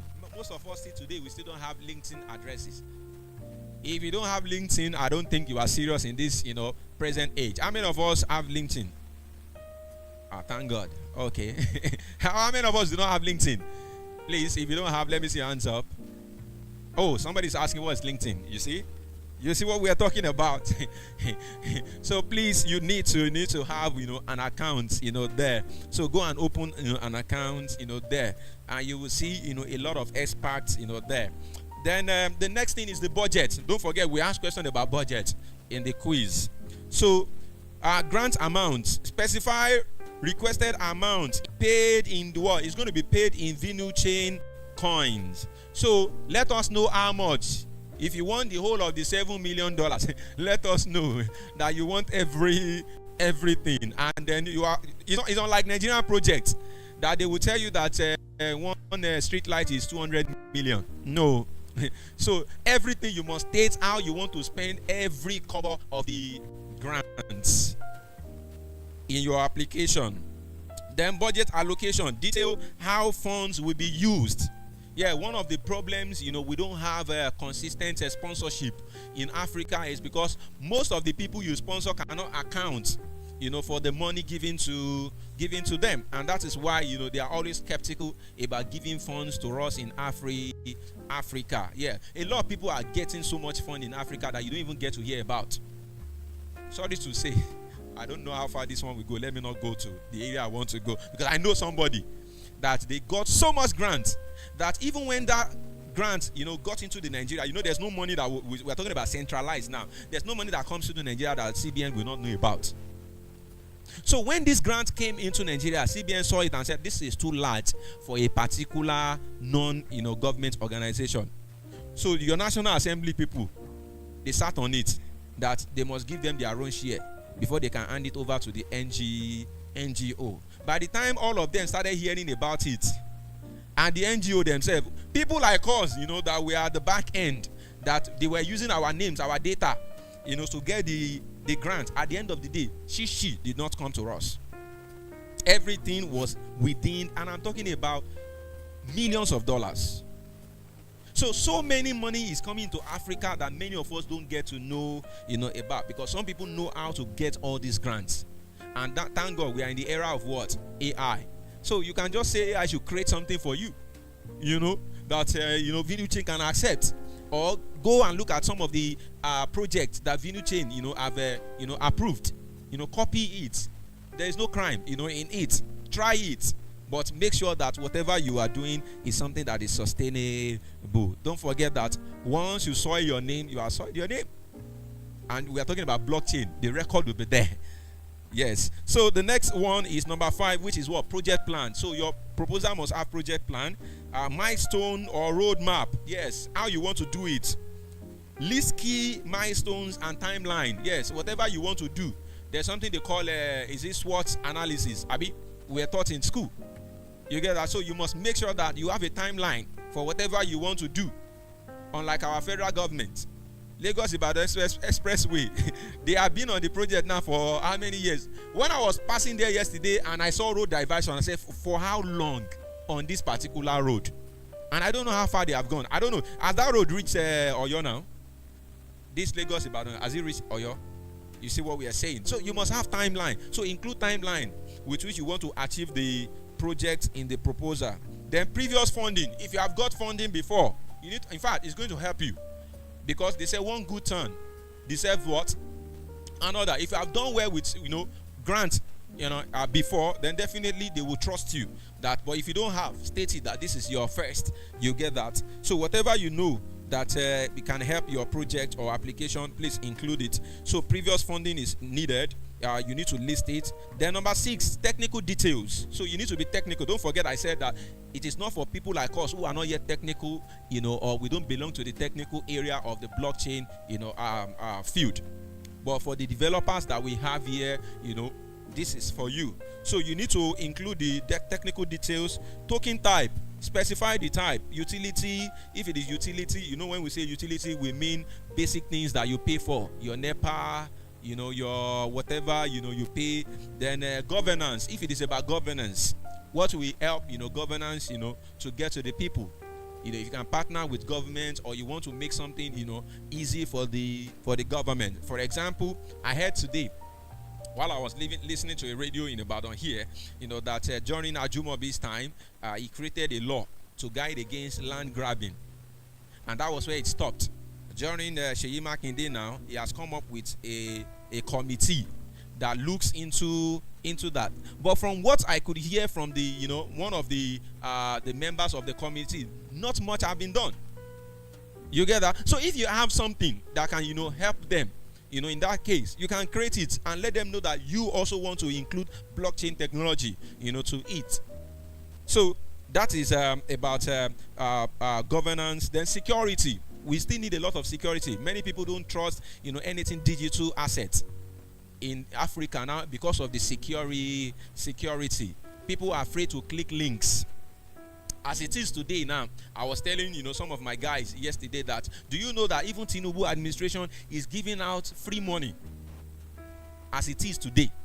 Some people are collecting 40,000, some people are collecting 70,000, but most of us will not benefit, because when those links come out, we don't trust it. We don't trust it. But I know somebody in my church that when those things came out, she registered almost everybody. You say it's a scam. She registered almost everybody, and I can tell you, for over some months now, sometimes she will go and collect half bag of rice, sometimes she will collect beans, like that. Now I heard it that maybe this month, or so, they are going to pay them 70,000 naira. But most of us will not trust, all those things. You get that? But there's no harm in trying. Let's connect. So you need to include, if you have something that is secured, that people can easily trust, come up with it. You get that? Then community involvement. Describe the level of community participation. Whatever you want to do, don't forget that we talk about scalability. What is scalability all about? Somebody says scalable. When you say something is scalable, what does that mean? I think it's something that everybody can take part in, that someone will see what to do there. Has the ability to expand. And one thing that we Africans don't know yet is that whatever you want to do, you must be able to add numbers to it. You need numbers. And one of the reasons, companies keep coming to Africa, one of the reasons is because of their population, especially Nigeria. The numbers. Some people believe that out of the 200 million people, even if it's 5 million you can grab to yourself, you have something, huge on your hands. So you need to include it in the proposal. Whatever you want to do, how much people will benefit from it. VenuChain wants to know. Then government model. Explain the governance model. So you need to tell us the model of it. It's not easy. You want to get $7 million for free. It's not easy. It's not easy. So you need to put in the effort. But ordinarily, these are things that we're supposed to start practicing. Yes, even if it's going to fail, it is not the no you are looking for. Continue to try until you get it. And that can also serve as a career for you. We are about career opportunities. If you are able to do it once, then there's a chance that you will do it again. But if you have never tried it, you never can say that you can do it. So you need to learn all these things. Even I myself, when I came across this, it was an opportunity for me to learn on how to write proposals. How many of us in Africa even know how to write proposals? How many of us can even write something small, for a particular company to come and sponsor something small within your school, and you benefit a lot from it? That is what some people are living on. Write proposals, and why you see some people say, oh, I'm a broadcaster, but you see that they are very poor, it's because they cannot get sponsorship. And how do you get sponsorship? You need to be able to write good proposals. Some of us cannot even write a simple business plan. It's as bad as that. Yes. So don't look at the bottleneck. Just give it a try, and you can continue to get better and better, with it. And don't forget, we've talked about the fact that this can be a team work. You get that? Your own could be a certain area. Someone like me, you can bring me in because I love to write. Crypto Victor, tells you today that he writes anything crypto. So meet with people, come together. One thing I keep telling myself every day is that there are so much money out there that most of us, are not yet tapping into. Some people are looking for who to give this money to, but you must, earn it. You must earn it. They cannot just give money to you freely. You must demonstrate that you have something you can do with the money. Every day, people are looking for something to spend their money on. They don't have. As we are here now, you will think we don't have money. Somebody will bring a particular product here, and before you know it, a lot of money will come out. Have you not experienced it in a bus? All these people selling medicine, drugs in a bus. People that are fighting conductor for 20 naira will bring out 1,000 naira to buy, rheumatic, balm. I could remember one time like that, a young cousin of mine, we went together to Ikorodu together. And, this woman came in and was talking about, one, drug like that when you take it to flush your system, you call it something bomb. My cousin kept laughing until we bought it. And all of us used it. So some people are like that.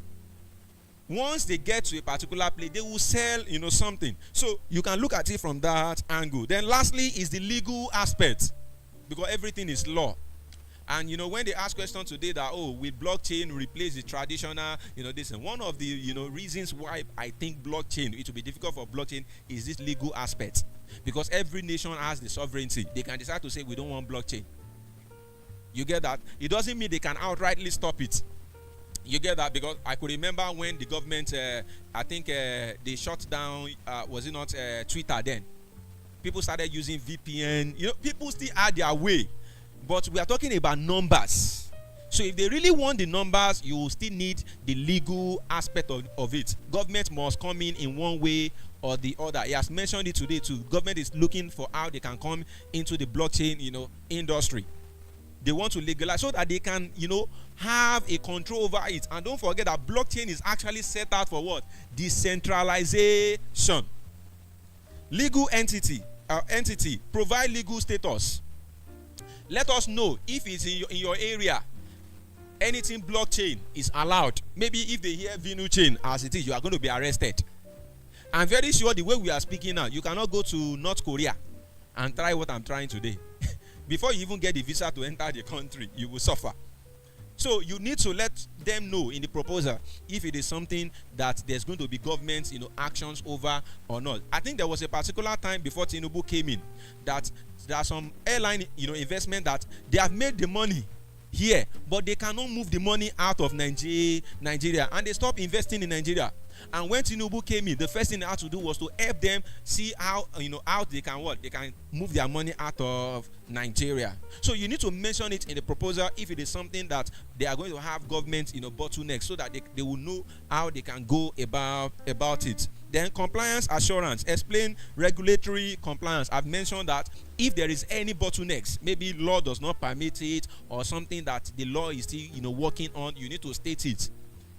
Then regulatory compliance, indicate status. Let them know if it has finally, just like when he was talking about that one is this senator was now saying they want to formalize. I say he's right, because when something is seen an act, that means it's not yet a law. So until it is signed into law, you cannot say, oh, you have the right, to do it. Any other slide there? Slide man has moved on. Okay, so the next one here is what you need to do. Tips for a strong application. Be clear and concise. You know what that means. That make sure that you are not using ambiguous languages.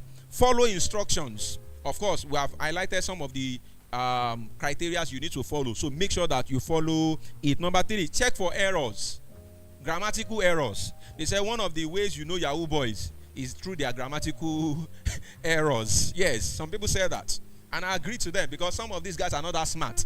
The way they will even put the message together, you will know that something is fishing, somewhere. So you can, bring in somebody. There, of course, now there will always be people that will. We have enough people. That is the beauty of life. You get that? But there are some people that tomorrow they will never fall victim of such. There's nobody that is immune to it. Because some of us, especially when we see money, we quickly rush into it. We want to make money. Then number 4 says, highlight unique aspects. So if there's any, don't forget that we are talking about innovative projects. Not something that is regular, not something some people have been doing. Even if it's something they have been doing, and what is that thing special about it? So you need to state it in your proposal. And when you do all this, up to 7 million naira worth of grants is yours. Thank you. So it is always there. So that is basically my session about the grant that is available for you when it comes to Vinu Chain. So right now, let's quickly move on to the next question. Let's have 1 or 2 questions. Do you have questions about the grants before we move on? Not about the grant. Okay, please come forward for the camera. Okay, yeah. My question was, do we get access to the slides? Okay, my question is, do we get access to the slides in case you want to review some of what you said? And also, how far do we have to proceed once we get the grant? How far do we have to deploy once we get the grants? Like once we get the grants, do we have to fully develop the application and go the whole mile? Or like I said, it is who pays the what? The pipers that calls the tune. Don't forget that you must have submitted it. You get that now? So in the process of that, they will tell you, when they are now ready to onboard. You must have got it to a certain level. You get, I think that's the answer to your second question. The first question again, please remind me. You can have access to it. Just meet send upon. You get that? You can always, make it available for you. No, it's not on grant.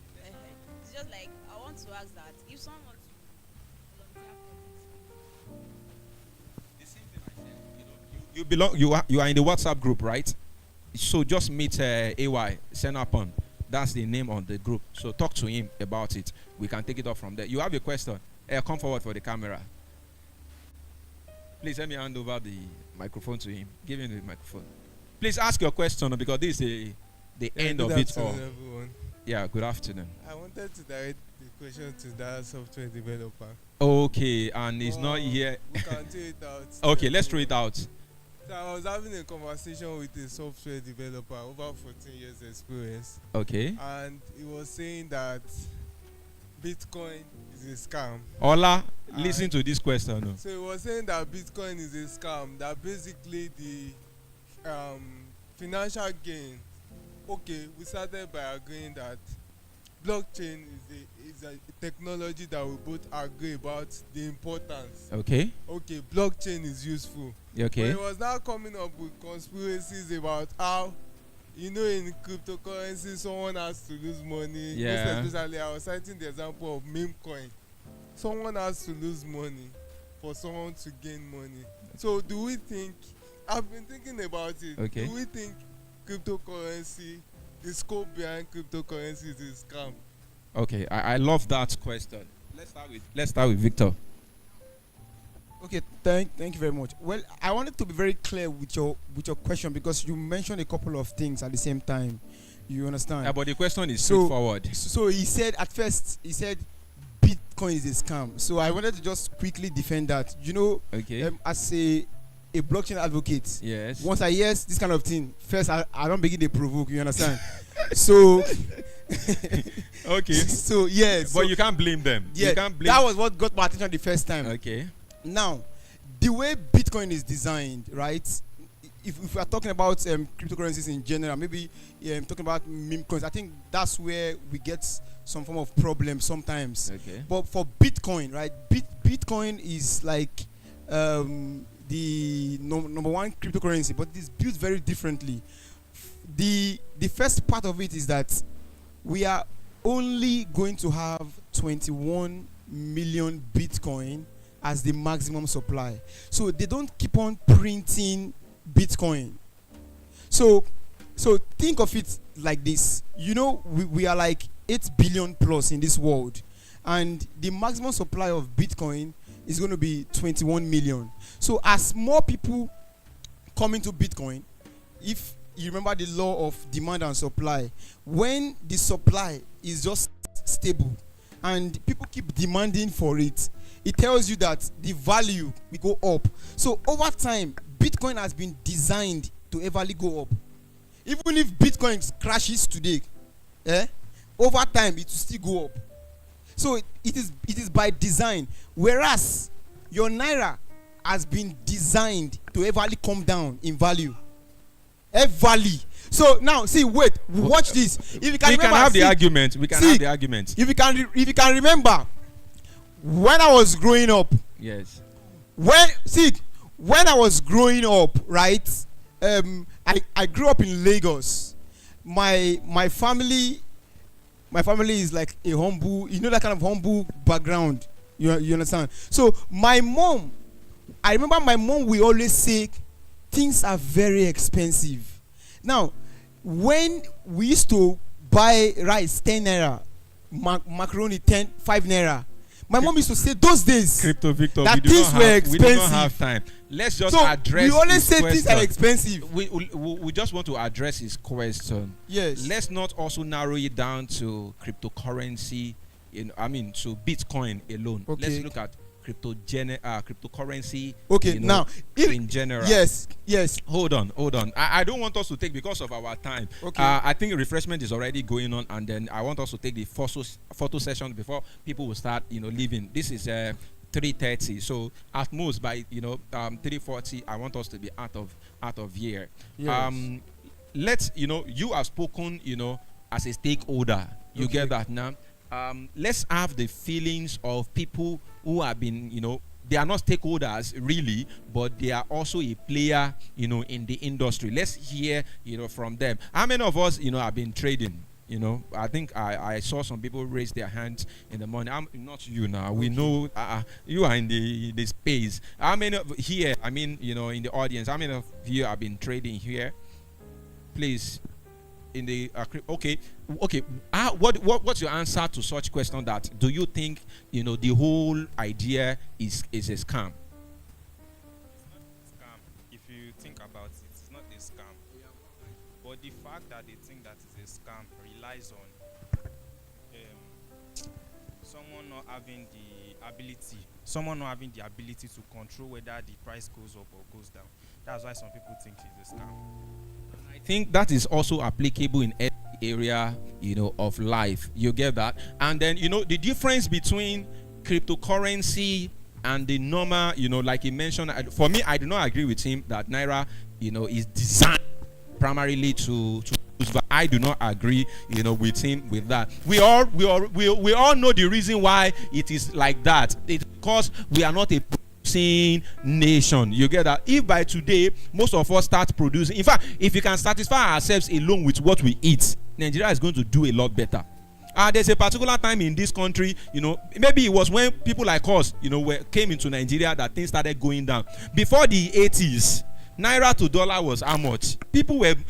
I saw some of the transactions there. Now people can easily travel to buy ticket. There's no visa, embargo in Nigeria. In that case. So I don't think Naira is designed. We know the reason. What you are wearing now, 90% of what you are wearing is international. It is brought in, and that is one of the reasons. So okay. I just want to answer the question about cryptocurrency being or not being a scam. The thing is, cryptocurrency are like fiat money. The way there's Naira, dollar, there is Solana, there's Bitcoin, there's Ethereum. So each of them have the way they are produced. Some of them are inflationary. That means they keep on printing. And some of them are deflationary. That means they reach a cap and they never print again. So the value moves like that. So the thing about Naira is if the world needs much money, Naira's value will increase. It's the same thing with a lot of cryptocurrency tokens too. That is that. And I was talking about America today, that one of the reasons America still remains number one is because most people transact in dollars. You get that? And people like China, people like Russia, they are trying to fight them that let's also be using our own currency. Look at Nigeria now is trading with China. Imagine if you can do Naira to yen. It will, but no. What is it called? China will never accept Naira from you because there's nothing they can do with it. But they know if they have the dollars, they can. Everybody will accept. As it is now, if I bring out dollars, if I bring out Naira, many of us will go for the dollar. It is what it is. So we know it depends. Okay, like if I bring out $1, and I bring out 10,000 Naira, you will grab the Naira, right? But I tell you, some people will still want that dollar. Not illiteracy, because that your 10,000 Naira is about today's value. I did it now. When Tinubu came in, and I think I saw that the way it is going, dollar will be continue to go up. When it reached 850, I quickly used some of the Naira with me to buy dollars. You get that? So, but somebody may still say at that point, I still have my my Naira. I used to buy dollar, and that dollar that I bought then, I tell you, that's what has been sustaining me till now. Not that I don't make Naira, but I'm telling you in terms of what I rely on, that this one will not lose value as my Naira. Naira now, you hear that things has gone up as it is. So I don't want to believe it is a scam. But the real thing I think why people will continue to believe it's a scam is that most of the players in the cryptocurrency world don't tell people the truth.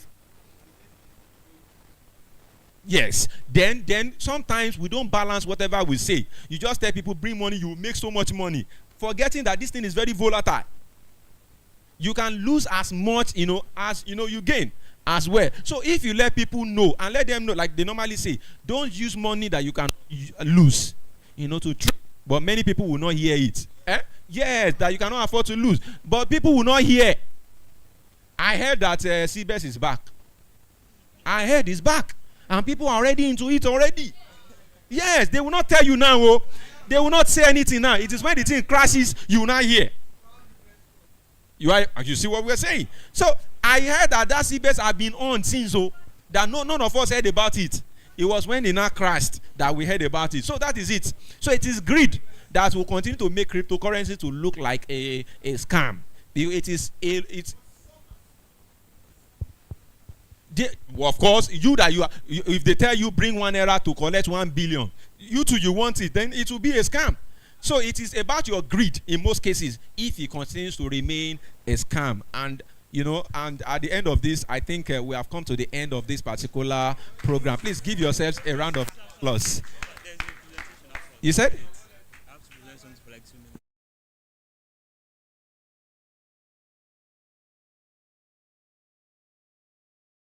Hear something from the people that have given us this place. Hi guys. Hi. Okay. Wow, that was a very interesting quiz session that we all had, right? Yes. I can't remember the last time my heart was beating that fast. Yeah, probably when Nigeria played in the World Cup 7-8 years ago, right? Yeah. Okay. Can I have your attention for like 2 minutes? 2 minutes. Yeah. What I want to do is I want to tell you what we do at Healthcare Innovation Hub. And if you're looking for a workspace, I want to hopefully provide a solution to that. Is that okay? Right? Yeah. Sorry, I'm a bit anxious. I haven't done this in a while. So if I stutter or like I break, pardon me. Yeah? Thank you. Thank you. Yeah. Hi guys. So LPI Innovation Hub. We are essentially a co-working space, right? Am I speaking? Yeah. We are essentially a co-working space. I want them. That is misogynistic. Please continue because of our time. We are a co-working space, and what that means is we are where you come to where you need to get work done. We are where you come to where you need to zone out from Nigeria's stress and focus solely on your productivity. Where you come through, when you have deadlines to meet up, your boss is on your neck and you need to deliver. So if you need constant electricity, because we are in Nigeria and NEPA is doing on and off with us, we are your guy. If you need fast and reliable internet connection, MTN or Airtel is doing this. We are your guy, right?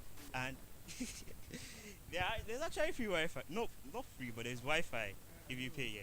And you also have access to networking opportunities. So you come to the facility, you meet one or two people, you make friends, you make connections, and you build your network. You never know who can be your next employers. We have people from different areas, from software development to the freelancing architects to the co-founders and founders of startups that have gone to do beautiful things, right?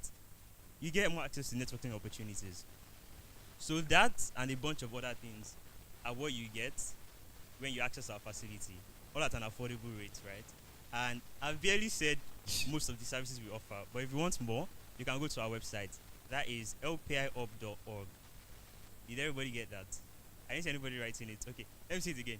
lpiop.org. LPIOB. Yeah, Linux Professional Institute. lpiop.org. Right? Yeah. Come meet with me after this. I'll be at the back. Thank you for paying attention. Yeah. Vinuchain UI.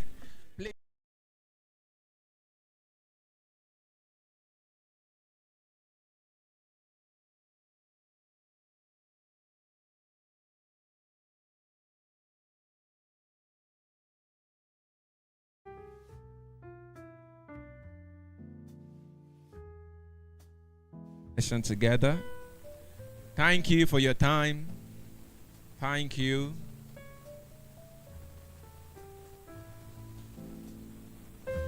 Let's do that. Quickly. Come forward here. Come forward here.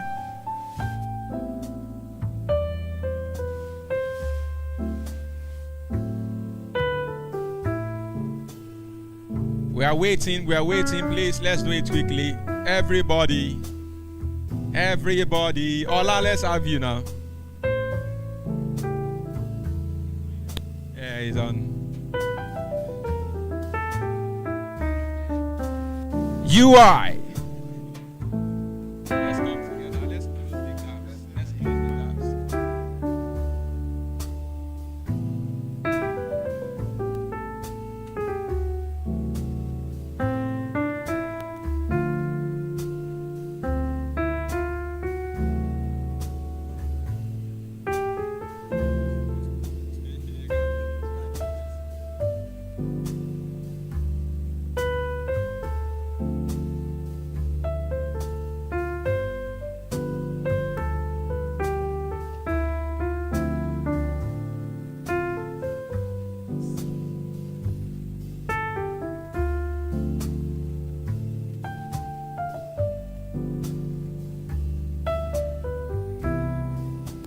Vinuchain UI.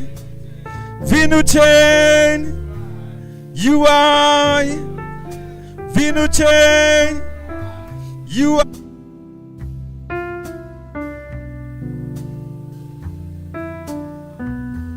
Vinuchain UI.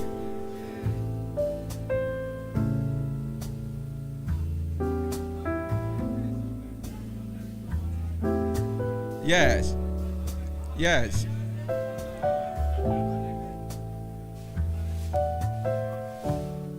Vinuchain UI. Vinuchain UI. Paysetters UI. Thank you.